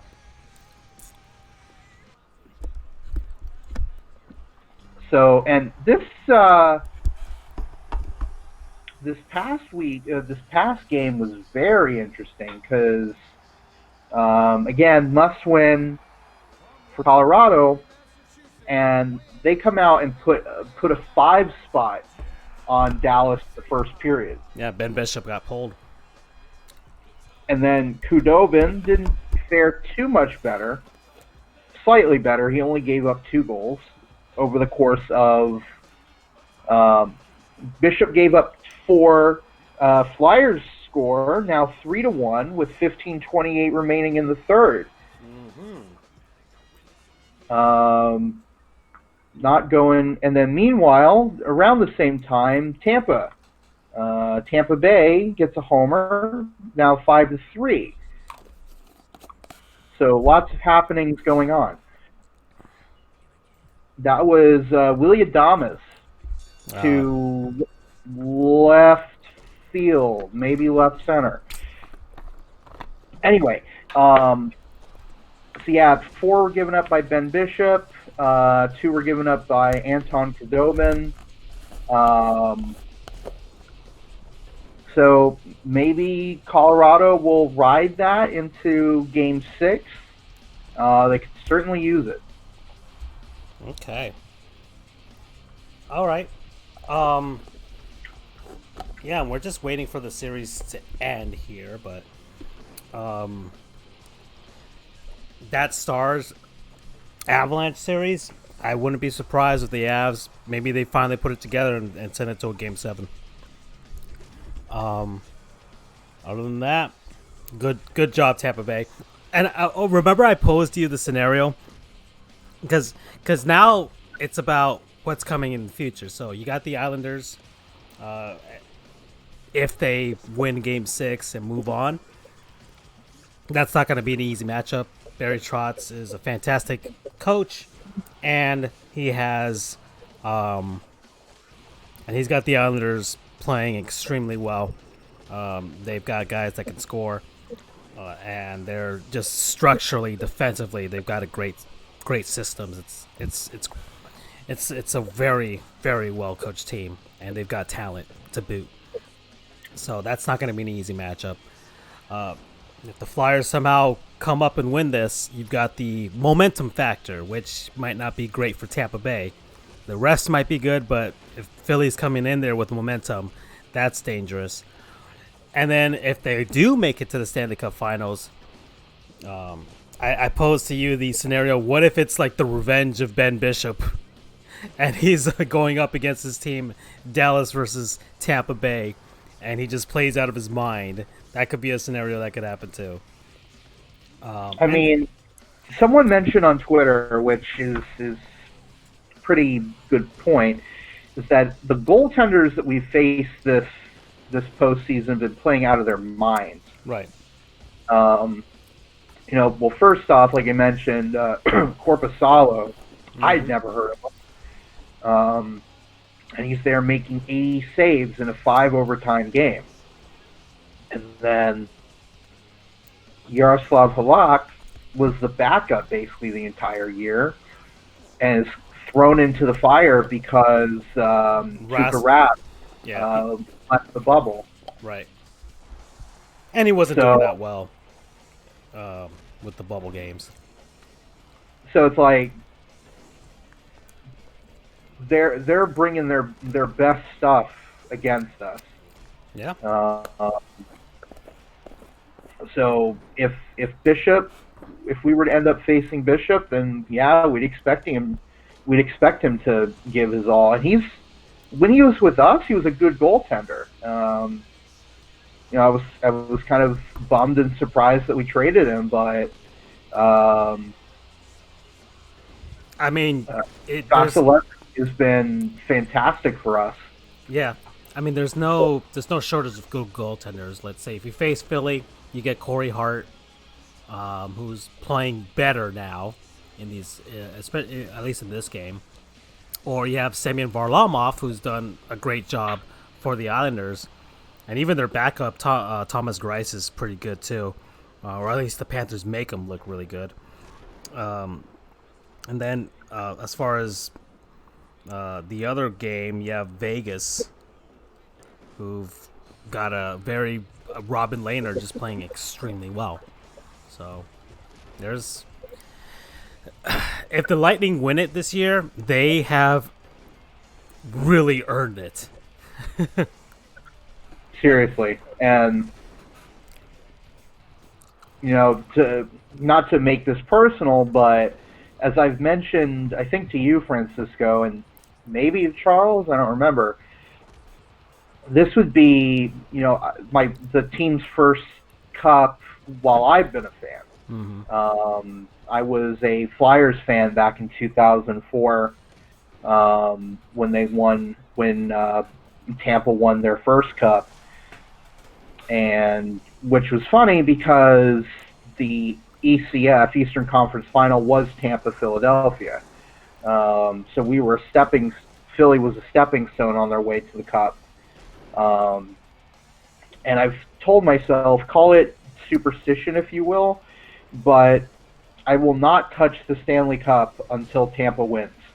Yeah. Even though I'm not a player. And Charles, that's a superstition among hockey fans in general, well, hockey players, and it kind of spills out to the fans as well, is that you do not touch the cup until you win it. Right. Well, but I mean, I actually knew about that, but the logic never makes sense because you'll never touch it unless you win it. So you can't. Is that a way of saying you can't predict? Because sometimes because remember the Stanley Cup. There's only, well, it's not that there's only one. There's replicas that they tried out, but we all believe that the one that is showcased whenever it's out there is the actual cup. So, I don't know if you've seen the Stanley Cup in person, Andrew. I have not. Okay, I have. Funny enough, it was in Canada when I went there. We actually passed by the Hockey Hall of Fame, so at the time I didn't recognize the importance of it, but it is the Stanley Cup. And there's only one, and because it's not like the World Series trophy. I mean, sheesh, the Yankees. I mean, George Costanza drove one of the trophies around the parking lot at Yankee Stadium once. I mean, it's just one of 27. So, there's no. I guess there's not as much value unless it's one of the newest ones to people. So seeing a World Series trophy for a Yankees fan is like, yeah, we've seen one of those. We're trying to get another one, yeah. My logic is this: how are you going to buy an outfit without trying it on, right? You got to touch it. Yeah, well, the Stanley Cup is different. It is the oldest sports trophy, and it is sacred. It is a sacred piece of metal, as Rob Manfred would call it. So, side note, but let's have this mini conversation of it. Out of all the big awards or trophies, out of all the big factor sports, which one would you like to redesign? Because I really kind of hate the Super Bowl trophy. I think it's lame. It's just It's just a football with I like the World stick. Series trophy because it has all the flags on it and all that stuff. And they redesigned it to make it look slimmer and kind of even more cooler, to be honest. The Stanley Cup, it has been redesigned before. It used to be just the top portion of the cup.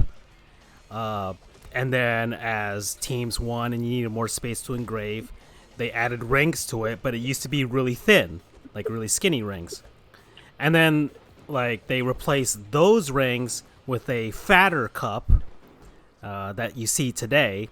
And as rings get filled up, as they engrave rungs of the cup on there, and as they get filled up, they remove a portion of it, and then it goes to the Hockey Hall of Fame, and then they add a new clean rung to it that they engrave on there. So I forgot what year they're on right now, but I think, if I'm not mistaken, I think the next one that will get taken off will be like the last one the Leafs appeared in or won. So Leafs fans are kind of dreading that day because they haven't been to a Stanley Cup final in more than 50 years and haven't won it in that time span too. So I think 67 was their last cup. Yep. So yeah, we're at 53 years now. But yeah, the NBA trophy, it's kind of clean. Yeah, it's a giant basketball and a giant net. It's gold. It's got a base. Yeah, the Super Bowl trophy is kind of. I don't know what you would design it as. I mean, because we have the newer college football playoff trophy that came out. That's kind of a neat. I mean, you look at the here's my problem with the football one. Aside from I think the silver doesn't look that good. It looks like a bullet about to be loaded into a magazine. If you ever seen that kind of combination, it's something about it. Not too crazy of it. I mean, the NBA one's fine because I think it's gold, so it's cool. Okay. And the only thing I can think that they could do pretty well is just make the ball more with the basically North America, just because even though they say World Basketball Champions, I'm like, no, that's incorrect. Because there's actually basketball leagues around the world. But I mean, come on, who's gonna be logistics? Internationally? If there was in soccer, if there was a Champions League, and the Marlins win, here we go, 3-2 against the Buffalo Blue Jays. But I mean, I don't know how you redesign it. I mean, the better way to redesign is just make it more flashy. You know, adding in some commemorative design, Put some diamond LEDs studs, on there. jewels. Why the hell not, man? You know, you're talking to the guy who buys championship belts from WWE. So you think I go with the basic strap? Nah, baby. I go with that big gold, man. 10 pounds of gold, you know, WCW, AWA style, man. And then, of course, I have the very bejeweled and hated by the casual fans of the current WWE championship, but I like it. I like the big two W's with the gold, and the black belt Andrew. pack, and then the diamonds. Andrew, I haven't. So, do people hate the college football playoff trophy? I mean, as in comparison to like the BCS trophy, which was like what that crystal trophy. Yeah, Waterford Crystal. Yeah. Well, that I've seen at Florida State. You know. Let me be. I'm going to get a little bit technical here. The Waterford Crystal Trophy was not actually the BCS trophy, technically. What it was, if I remember correctly, there was a contractual obligation, and I'm going to double check myself, and maybe Freddie can save my ass if I'm wrong. And if I end up being wrong, I'll issue a correction next week. But there was a contractual obligation with the BCS and the Associated Press that the winner of the BCS would automatically be the number one team in the AP poll. So the Waterford Crystal was actually the AP poll trophy. And what that means is that it's still being awarded. The team still gets the Waterford Crystal Trophy. However, it means less, quote unquote, because the quote unquote real trophy is that gold BCS, gold college football playoff one. But it's generally agreed that the AP trophy is much, much, much prettier than the BCS trophy, which it's not a bad trophy, but the other one is just so much better. Okay. Like there are a few trophies that I would change. You know, the Stanley Cup being one of them. You would change it? I would never change it. Oh, my okay. bad. Okay. There are a few trophies that I would never change. Oh, okay. You know, the ones I would change, I think they're okay, but they could be changeable. It would be the NBA one, MLB, NFL. I could see all those being tweaked in some way. But the ones that cannot and shall not be touched by penalty of death would be the Stanley Cup and the Waterford Crystal. Just you can't touch those. Those are beautiful as is. They cannot be touched. That's all I have to say on that, because that's all I can say on that. Okay. All right. So I think we can move on. So all right. So let me preface all of this. I don't have a minor league team. I don't have a goon. I don't have an MVP. I don't have a Hall of Famer for today, because we're getting to the second long half of this show. All right. On the bottom right of our screen, as we move on, I do have WWE NXT Live, but of course, Senor Vince McMahon wouldn't be happy about that, us showing it. So we put him on the screen. I'm sure he loves seeing his face on a screen. So Vince, if you look, we're appealing to you, dude. There it is, and we're gonna enter the cage because Charles, there's a lot of stuff that's happened. Oh, there's so many things happen. I have my best audience coming in here with Andrew's dog, so always appreciative. I forgot her name, so you gotta forgive me on that one, bud. But Luna. There we go. I knew it was an L, but I didn't want to be a jackass and say I didn't know the name. So, guys, as we speak right now, I'm also watching the NXT thing live, so I'm about to go cross-eyed as I look to the screen on my laptop and the screen of the TV to the notes. But we got to talk about what's happening right now, but let me do my thing. Welcome, everyone, to your weekly TruePlex, The Cage with Charles. Now, remember, wrestling, it is not fake. It is scripted. It is a ballet. It is a dance. It is poetry in motion. It is two men, two women beating the holy hell out of each other for, money, championships, blood feuds, the thirst to prove yourself, or a vacant championship, just as we have right now on the bottom of the screen if you are viewing, or on the big screen like I'm doing right now in my room, because right now we have going on, for the first time I've seen in my eyes, a fatal four-way Iron Man match for the NXT Championship. Let's give some backstory in here. Right now, the four participants, because we're going straight into it. We'll talk about the other stuff, but we'll go into this one first. On NXT on USA, you have Tommaso Ciampa, former NXT champion. Yes. Did you do your disclaimer? I did my disclaimer really quickly. Yeah, I did it fast. Usually fast, not as fast, but I did fast. But but as you know, Andrew, you can always give it back in. But we know that wrestling is not fake; it is scripted. So right now, as we got going on, it's the fatal four-way Iron Man match between four former NXT champions: Tommaso Ciampa, Johnny Gargano, Adam Cole, baby, and Finn Balor. And what's the basis of this? The NXT Championship in a pretty good match at NXT TakeOver 30 between Keith Lee and Karrion Kross, which ended in Karrion Kross defeating Keith Lee to win the championship, was vacated the next following show because Karrion Kross had a separated shoulder. Keith Lee got called up to Raw. So Keith Lee, our big dude that we be loving, who had vacated the North American Championship and had done everything he could to put over Karrion Kross, is now in the big boys. So when you got chicken poop, you gotta make chicken salad, boys. And what Triple H did was say, hey, I'm gonna put four guys that you as viewers love, because there was only two solutions here. You either put the belt on that next big thing in NXT over somebody who is established to put him over, or you put four guys who you know are vets who have a possibility. So here we are with the four vets. So the idea is this has been going on since 9 o'clock. Whoever has the most wins when the timer is basically ended is your new NXT championship. Finn Balor has one win going on right now, and then the other three are kind of freaking out. I'm loving the match. It's been pretty good, above average, but the commercials are killing me because it takes away from the element.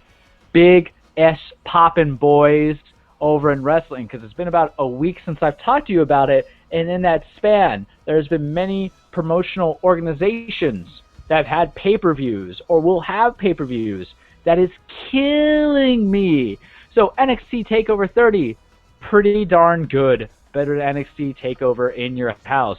Highlighted matches, aside from Karrion Kross versus Keith Lee, I think the best match of the night, personally, was the ladder match to put in a champion for the North American Championship. Sorry, I'm watching, so I might get a little distracted. Which had Damian Priest, had Bronson Reed, had, was it Johnny Gargano? He was in it too. You had a few other guys in there, Finn Balor, Velveteen Dream. Damian Priest ends up winning it. Cameron Grimes is in it too. Yeah, I mentioned him. Damian Priest wins the North American Championship in a good ladder match. You had Dakota Kai versus Io Shirai. Io wins that one. That was pretty good. Good Project Ciampa by Ciampa over there. I'm also a color commentator now, boys. I finally made it in the big time. Finn Balor with the interruption coming in there. So it was a good match too. Timothy Thatcher versus Finn Balor was good, but Finn needs to do something because he can't keep putting over young guys by beating him. You got to lose to put over the young guys. Another Project Ciampa by Ciampa to Gargano. There's some history here. These guys had a quartet match. It was pretty good. And Finn, once again, for the interruption because he wants to win. Storytelling. Hire me, Vince. You just let Mauro Ranallo leave. Hire your boy. I got ESQ to my name. So TakeOver, I enjoyed it. The next night was SummerSlam. Big main events that were going on. The Fiend versus, ooh, that was almost 3 count. Fiend versus Braun Strowman for the Universal Championship. I will talk about that in a second because I want to get the other ones. Randy Orton versus, another Project Ciampa on Balor. What are we doing here? What are we going to do? We're going to have a breakup? No, we're not. All right, so you had Randy Orton versus Drew McIntyre. Drew McIntyre retains over Randy Orton. The program's still going, though, but darn, that was a good match. Nobody hit a finisher, boys. That was a weird match. It was so old school, and I loved it. There was no Claymore. There was no RKO. It ended with a backslide by McIntyre to Orton for the 1-2-3. Sasha versus Asuka was good. Sasha reclaims the Women's Raw Championship. and it's furthering the destruction of the end of the golden role models that is the tag team of Bayley and Sasha. Good friends, better rivals. That's the truth of it. Main event for SummerSlam. The Fiend, Bray Wyatt, versus Braun Strowman for the Universal Championship. That blue and gold was on the line, baby. I liked the match. Some people did it, but it wasn't supposed to be technical wrestling. It's supposed to be two hosses beating the crap out of each other in a Falls Count Anywhere match. Ends with the Fiend, Braun Strowman cuts up the tarp. There's exposed wood, and then the Fiend just ends up Sister Abigail him a couple of times and then retains the title. But that's not the big pop that happened, because I was happy the Fiend won. The big pop that happens right after the victory for the Fiend. In comes Roman Reigns. Yes, Mr. I Beat Cancer Roman Reigns. Out of nowhere, by Finn. Out of nowhere, spearing the Fiend and then going and getting a chair and beating up Braun Strowman with the chair, saying, "You ain't the monster without me." And he's telling the Fiend, "You're just a freak in a mask." And I have like a little chub because I'm like, wait a second here. Are we getting heel Roman? Are we getting bad guy Roman? Are we? Ooh, all right. That's Willow's Bell by Ciampa onto Finn. Before we move, because I'm watching this, I see that the scoreboard here. Fairy tale ending. All right, here we go. Johnny, are you going to seal this? All right, my prediction is that Finn wins it, but I would actually like Johnny to win this. I'll tell you why if this match ever revolves.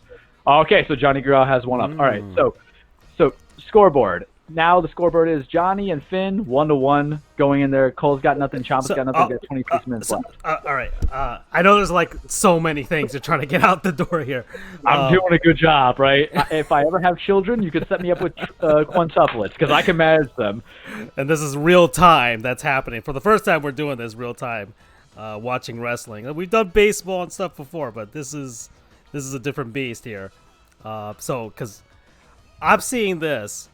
And nope. Okay, I broke up. So I'm seeing this. This is an interesting dynamic, having four guys going at it for a free-for-all. And that's what gave me like a mini chub yesterday it's a or bit last of Super week. Smash Brothers here to me in a way. Yeah, because here's the thing. It's when the timer's out. The timer's out.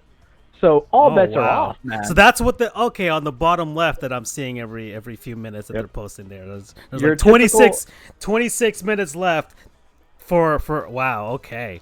Your typical, and Adam Cole just called the spot so Ciampa's can get him. There we go. So your typical Iron Man match is usually 1v1, and whoever has the most wins. The most historic one was Bret Hart versus Shawn Michaels. Was it WrestleMania? Yeah, WrestleMania 13 or WrestleMania 12. And it ended with going into overtime, and Shawn Michaels wins with Sweet Chin Music to knock down win his first WWE or WWF championship at that time. They tried to replicate it with other Iron Man matches and Iron Women matches with Sasha and Charlotte. It was okay, and then Dolph Ziggler and nice super kick. Dolph Ziggler, and here comes Johnny getting popped in the face like a pimple. We're gonna get a Panama Sunrise. Look at this beauty of a move that I could not do if my life depended on me.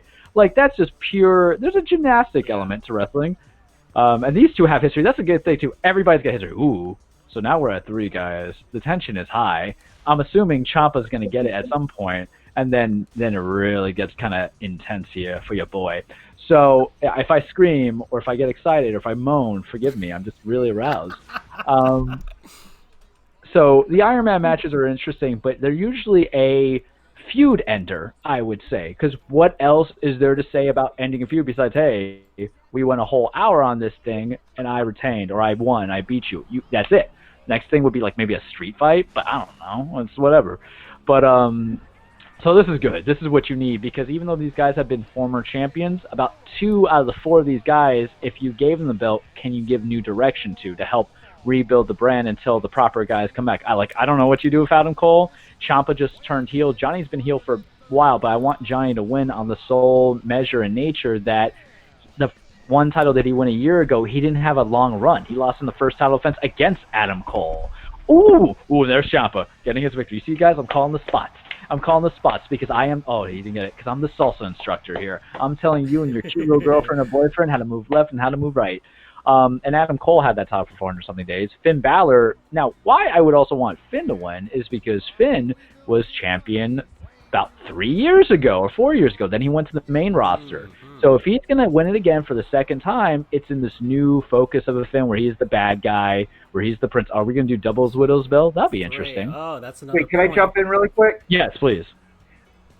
Islanders just tied it. Hold on. Yeah. 3 with So 2 much is goals happening right without now. a minute.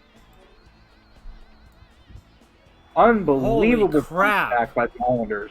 Are you for Champa real? hits the fairy tale ending on Cole. Going to get the 1-2-3 there. Yeah, it's all tied up. 1-1-1-1. See, this All right, is the go drama. back to your thing. So I apologize. everybody's tying everything up right now. Yeah, and there's still time. So you end up with that kind of drama controversy, but you have a new character. Because the presumption is if it's Finn, Karrion Kross will come back. Finn will put over Karrion and go back to the main roster. I know Finn doesn't want to go back because he hates Vince McMahon. Guess what, Finn? We all do, but at least you're getting paid millions by him. So life kind of sucks. For me, it's great for you. Back to SummerSlam. Roman Reigns, Mr. IB Cancer, comes in as a heel, and I got a meaty chub because I'm like, is he a bad guy? So here's when I say there was so much wrestling that happened, because immediately after SummerSlam, WWE had a pay-per-view on Sunday called Payback, right? And which had Keith Lee goes against Randy Orton, Apollo Crews versus Bobby Lashley. The U.S. Championship was on the line. The Women's Tag Team Championship was on the line. And then we had a triple threat match of The Fiend and Braun Strowman and Roman Reigns. Well, on Friday Night SmackDown, boys, heel turn Roman Reigns confirmed, because he's talking about signing a contract, and he's like, that's a prediction, it's a spoiler, or whatever cool voice that he has. And then comes fat Paul Heyman, staring at him like a little piggy who's also a cannibal. And Paul Heyman's known to being Brock Lesnar's advocate, and Paul Heyman ain't no good guy. He ain't no nice dude. And then we're like, heel Roman Reigns. So then comes Payback. The pay-per-view itself was just average matches, but it hit the drama a little bit of what I needed. The highlight match, I think that was probably excellent, was they would beat the hell out of each other. I did like the women's tag match. I was enjoying. That was good enjoyment. It was a short pay-per-view. Randy Orton put over Keith Lee in a 7-minute match would make Keith Lee look strong. And then, Dominic Mysterio still wrestling, unfortunately. But I then like we this have Ciampa's guy's beard for some reason. Yeah, well, Ciampa is the most ripped midget you're ever going to see. Because the guy's only like 5'8", but I wouldn't mess with him. Because here's the problem, too. Any of these guys go on the main He's roster. got that farmer's tan right there. I mean, yeah. Yeah. Well, just like a porn video, the close-up is a beautiful thing. And it makes these guys look like they're big dudes. But when they get to the main event roster and they're measuring up with their body size to a Bobby Lashley, to a Brock Lesnar, to a Braun Strowman, boy, they're just our heights, man. Their heights. At least with Ciampa, he looks like he'll kind of beat you up a little bit. Finn looks like he doesn't need a carb at all. He hasn't had a carb in a decade. I just think of Step Brothers. I haven't had a carb since 2006 or 2002. Johnny kind of has like the man boy's body, and I love me some Adam Cole because he knows how to work the mic. But if he could do something to get some pecs going on, maybe there'd be some intimidation going on. Oh, double super kick! They just both knocked. Okay, that's selling. That's selling like champs right there. All right, they're fighting like hosses, boys. So the end of Payback, it's Braun and the Fiend continuing their fight. Mind you, the Fiend just won the belt, and they're beating the hell out of each other. And everybody's like, "Where's Roman? Where's Roman?" But it's a triple threat fight. The match has already started. Braun just started attacking the Fiend out of nowhere. So the two beat the hell out of each other for like 8 to 10 minutes going into it, and then all of a sudden they do this great little segment where the ring explodes because they did a superplex over the top. It's a lot of beef between Braun Strowman and the Fiend Bray Wyatt. I'm not saying that because like IQ saying they have beef and they have problems. I'm saying no, they're fat boys. One's like 375, the other one's like 325. So they rigged the ring to pop up and to break, and it just kind of broke apart, which was just beautiful. It was a homage to Brock Lesnar and the Big Show back in like 2003 when the ring broke in there. I loved it. Then Roman comes out of nowhere. You hear his music. He comes in smarmy with Paul Heyman, gets a pen, signs the contract, beats the hell out of everybody with like a chair, tries to get a cheap win. I thought that was a 3 count. Gets the cheap little win, but the Fiend comes out, tries to mandible claw him, and then Roman low blows him, and nothing screams confirmed heel turn more than kicking someone straight between the balls. Oh. Like straight. It's there, especially because someone's applying a finisher to you. And so what happens is Roman spears Braun eats the pin, Fiend only had a title for 7 days, and Roman's now your new Universal Championship. All that being said, because now I can dissect it a little bit to this portion, before I go into the other wrestling promotions, Yeah. and then we'll relate back to WWE, because that's a lot of pay-per-views and a lot of bills. I had to kind of give you a guide for beginners concept. It's the right move. Yes, I understand that the Fiend was supposed to be your big product, and it makes Roman, or not Roman, it makes Roman look cheap, and it makes the Fiend look weak because he only held the belt for 7 days. Mind you, two things. One, he didn't eat the pin. Two, it's better for the story because the Fiend's such a supernatural, diabolical concept that him holding the main title doesn't yield the bearing, rewards of what you want, the bearing fruits of what you want for a championship to be. You basically fought over, and not just that, but you have to have the right guy to be able to pin this dude, and no one's been able to pin him. The only one who was able to pin him was Bill Goldberg at the Saudi show, and here comes Ciampa with arrogance. There you go. He kind of looks like he's just going to eat your babies. It's scary. He's known as like the Psycho Killer. That's what he called himself in the Indies. Is a good name, I think, for his kind of look.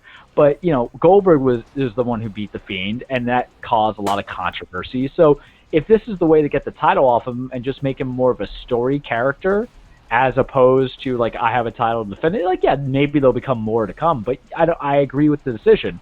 Roman's whole thing is I never lost the title. I had to vacate it. Now I get what I want. It's a good story because now he can actually wrestle more people into the dynamic. You can experiment more of him being a heel. You do a lot of stuff coming into it. I don't know who you're going to have necessarily feuding for because apparently they're going to try to push both Roman and Braun as the top two heels of SmackDown.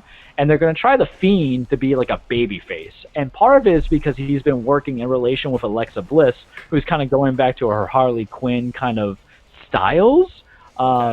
Which I kind of like, and he could be like her Joker. He kind of looks like the Joker when he got his face cut up in the New 52 comics. That's right, boys and girls. Charles is also a nerd. And then he wears like the red and black, clown jumpsuits, and he even had like a Fiend mallet that he brought out at Payback. That was hysterical. That looked like Harley. Surprised they didn't get a phone call from some lawyers from DC.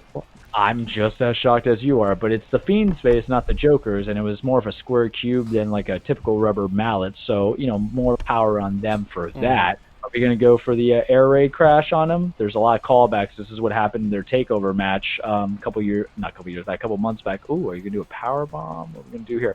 So anyway, I think it's the right story because Roman could at least feud with Daniel Bryan. He could, if you made AJ Styles face, he could feud against him. Though, granted, he legitimately hates Paul Heyman because Paul Heyman used to be creative for Raw, and Heyman was part of AJ's boys getting fired when they had the basically the Black Monday equivalent of everybody getting fired for numerous reasons, because he said, oh, don't worry, your boys Gallows and Anderson are fine, they're not going to fire, and they get fired like hours later.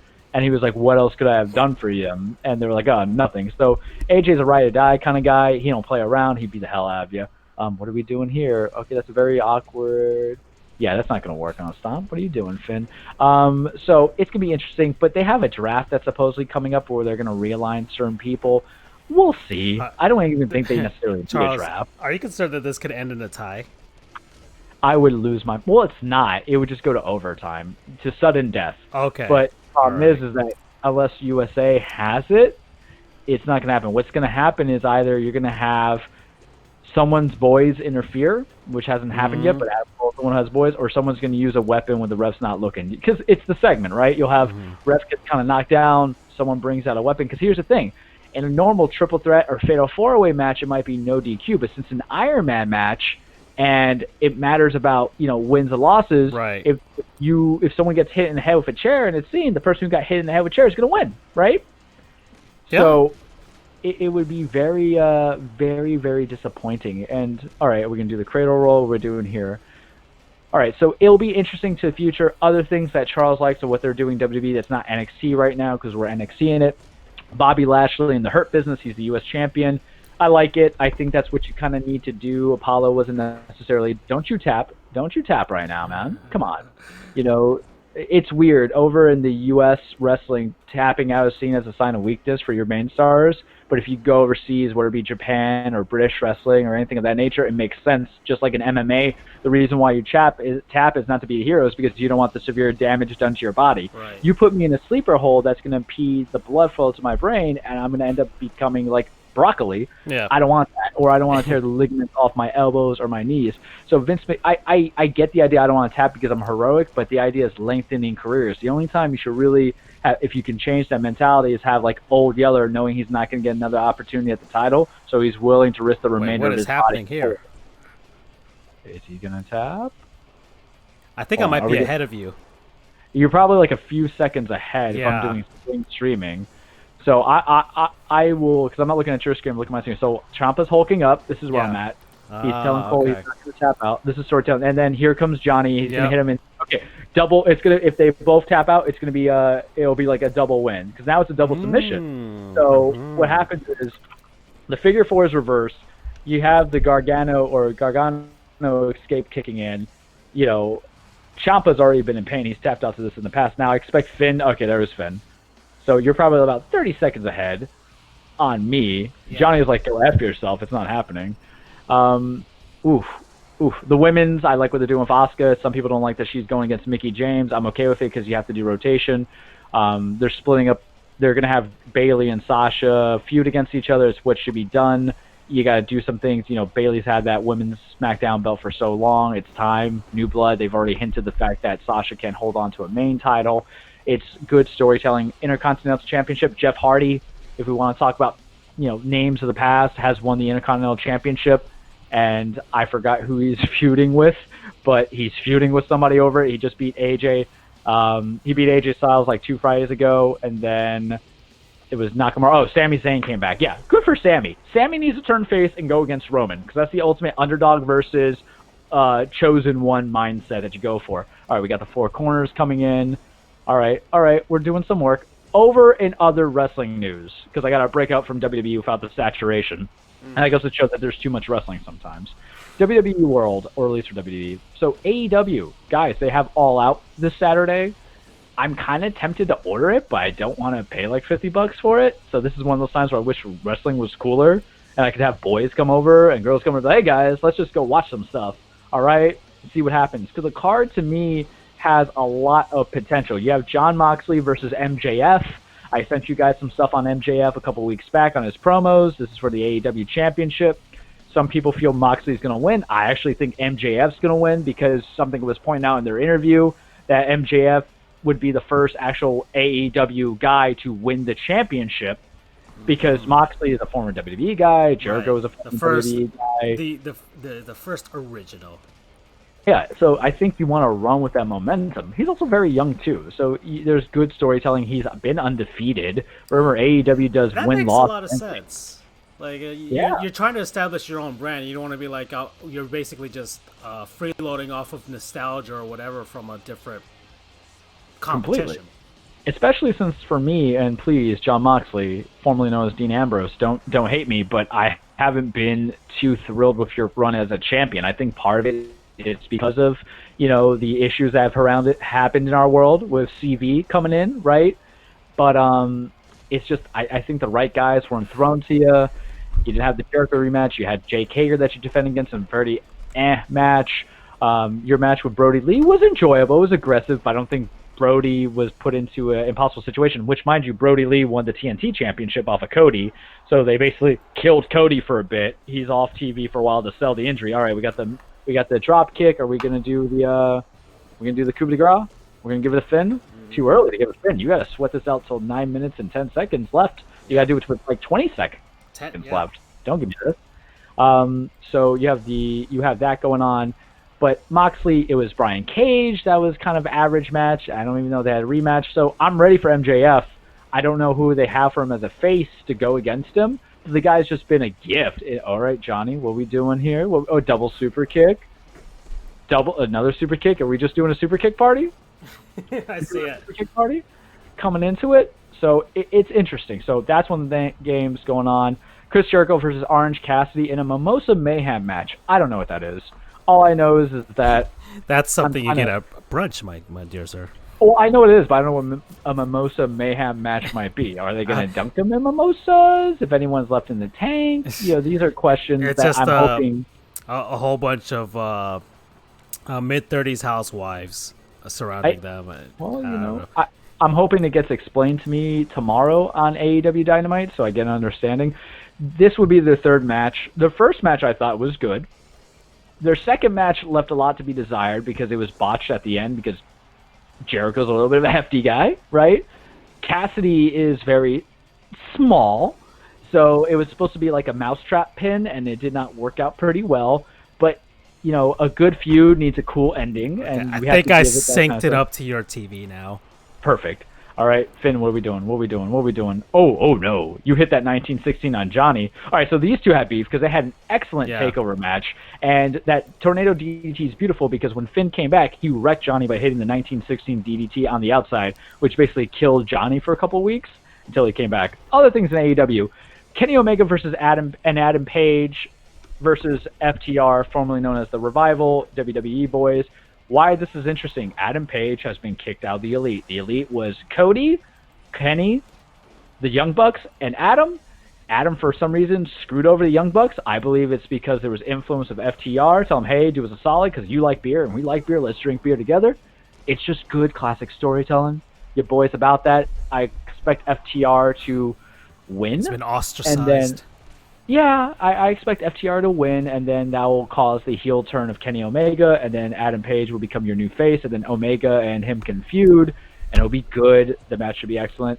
Adam Page has really just kind of been the highlight of CV world for AEW, him and MJF, in my opinion. So I'm always excited of them kind of gearing up to new levels.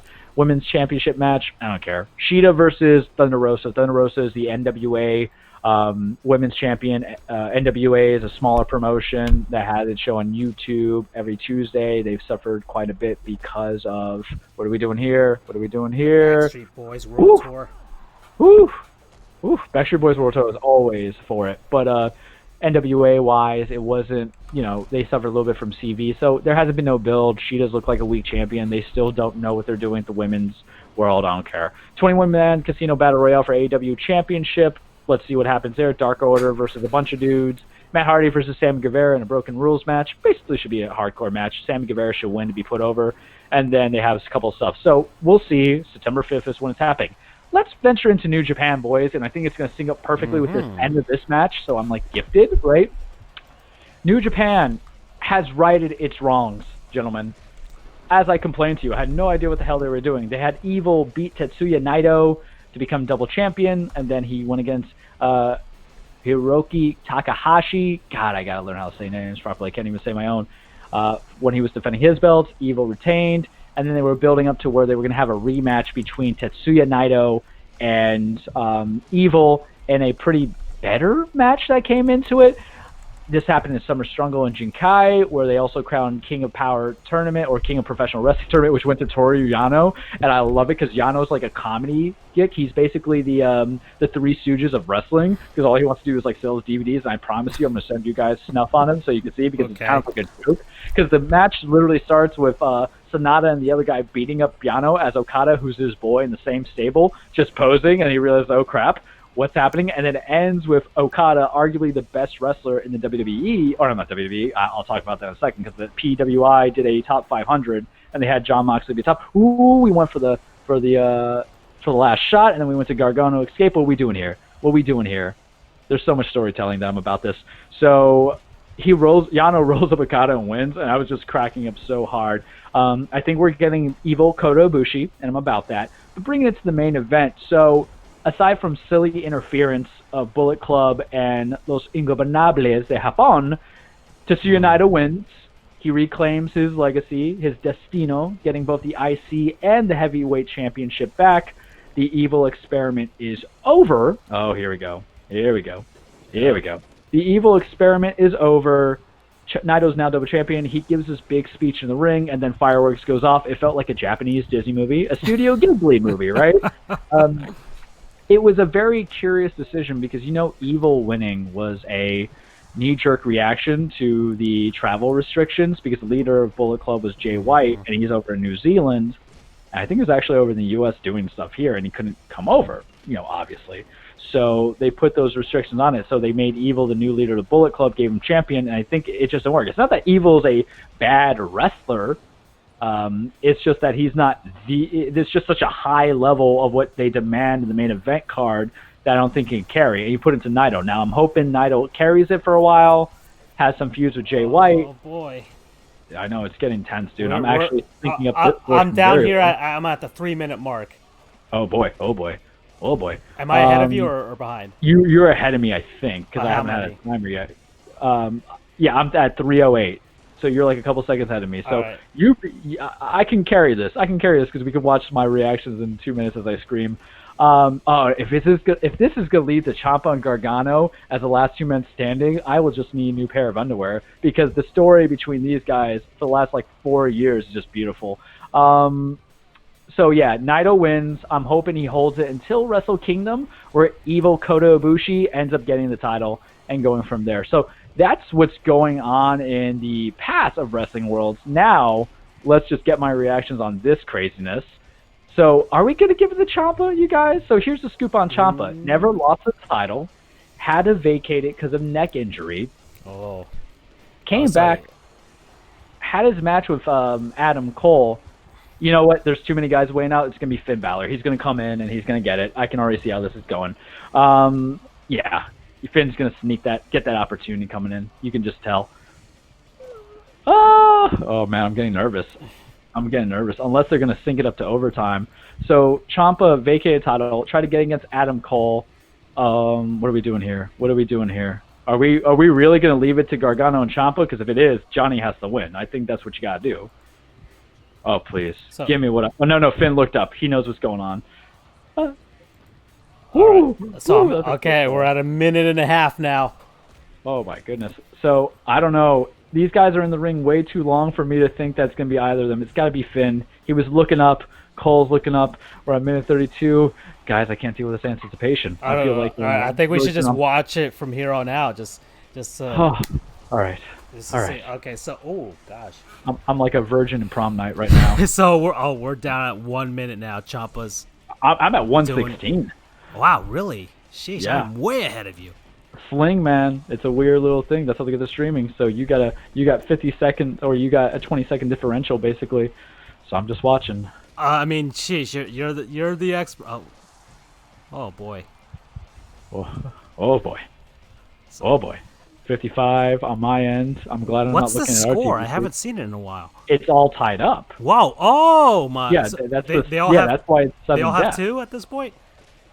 I think they're all at 1. Oh, they're all still at 1. Oh wow. Yeah, because they're trying to go for that sudden death.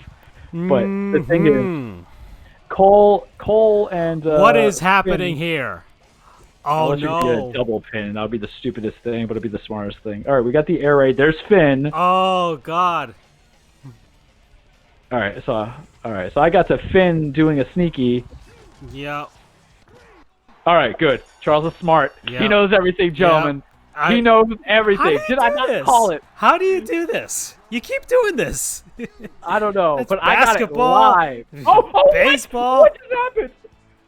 Oh, and Oh, we it's a miss tie. it? What the heck happened there? No. Oh, they're going to sudden death overtime. All right, this is So even better than okay, so expected. it's Cole versus Finn. I'm It's a assuming? tie. So, okay, I know what they're going to do. They're going to extend the story out, right? And it's going to lead to Finn and Cole either in sudden death, which you can't have right now, or they're going to have a one-on-one match to determine completely. It's a complete cop-out. Guys, it's a complete cop-out. But for an Oh. hour, I was entertained because here's the thing. They're not going to have a pay-per-view probably till November or October, so you might as well just do it. Mm-hmm. Oh, man. So okay. So it's the title is still up in the air. They're Yeah. gonna schedule something new. Yeah, they're gonna make it between Finn and Adam because they both had the victory coming into it. I mean, it's a cop out. Hear me right now. It's a cop out. I'm gonna look at live reactions here. Just tied it Yeah. up. What happens? Yeah, well, let's see. we already know what's gonna happen. It's gonna lead Balor to a versus one-on-one Cole match. next week. That's what some It's people all are saying. it's to get ratings, but you gotta do that in a pay-per-view match, man. Yeah, this match has been a banger.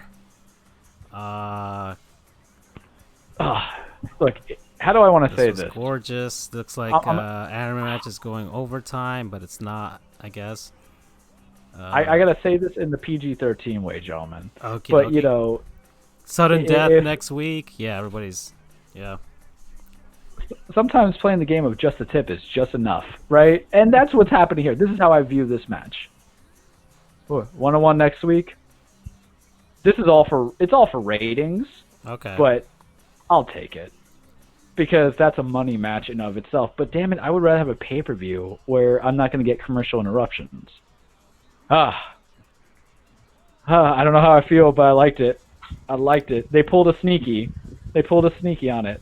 Yeah. Oh, even I, as a noob, found it fun. This is a very fun concept.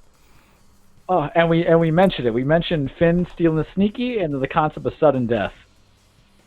I mean, yeah. All right, boys, and that's it for the cage. You see how it all sequenced up? All right, and there's a Law and Order. That's our longest show ever. And I think it's next Tuesday where they're doing that one-on-one. So wow. Maybe tune in next week. Okay. I'll tweet live reactions if need be. All right, gentlemen. I think that's it for me. Yeah, that this was the longest cage ever, but it was very, very fun. And longest episode ever. Yeah. This is check. We're almost at the 3-hour mark. Thank you for giving me the platform on something that was only last minute put together with 6 days notice, and I actually had to bring out notes. If you would laugh, I actually wrote down segments because so much wrestling did happen. Yeah. And I told myself I have to actually address this as I'm watching a match that I have 100% interest in. Mm-hmm. So I feel like my contacts have slid out because of how spread out my eyes were. Thank you, Crusader Kings 3, for sponsoring us, and you should get it because it was a 10 out of 10 IGN, which I expect the Finn Balor and Adam Cole match to be like, just saying straight up. Oh, yeah. All right. So I think that's it. Oh, I forgot to mention, we're going to do a giveaway. We're doing giveaways. Yeah, we have a Florida Marlins pennant that several other podcasts are going to also be giving out. And we'll figure out the details. We'll probably tweet it out. And I'll see if we do it next week. If not, in 2 weeks from now. That's when I want to get rid of these pennants here and make the people happy. But Denver's going to win. It's 55-36. Leave it on that thought. Yep. All right. I'm done. All right, gentlemen. Adios. Good night, everyone.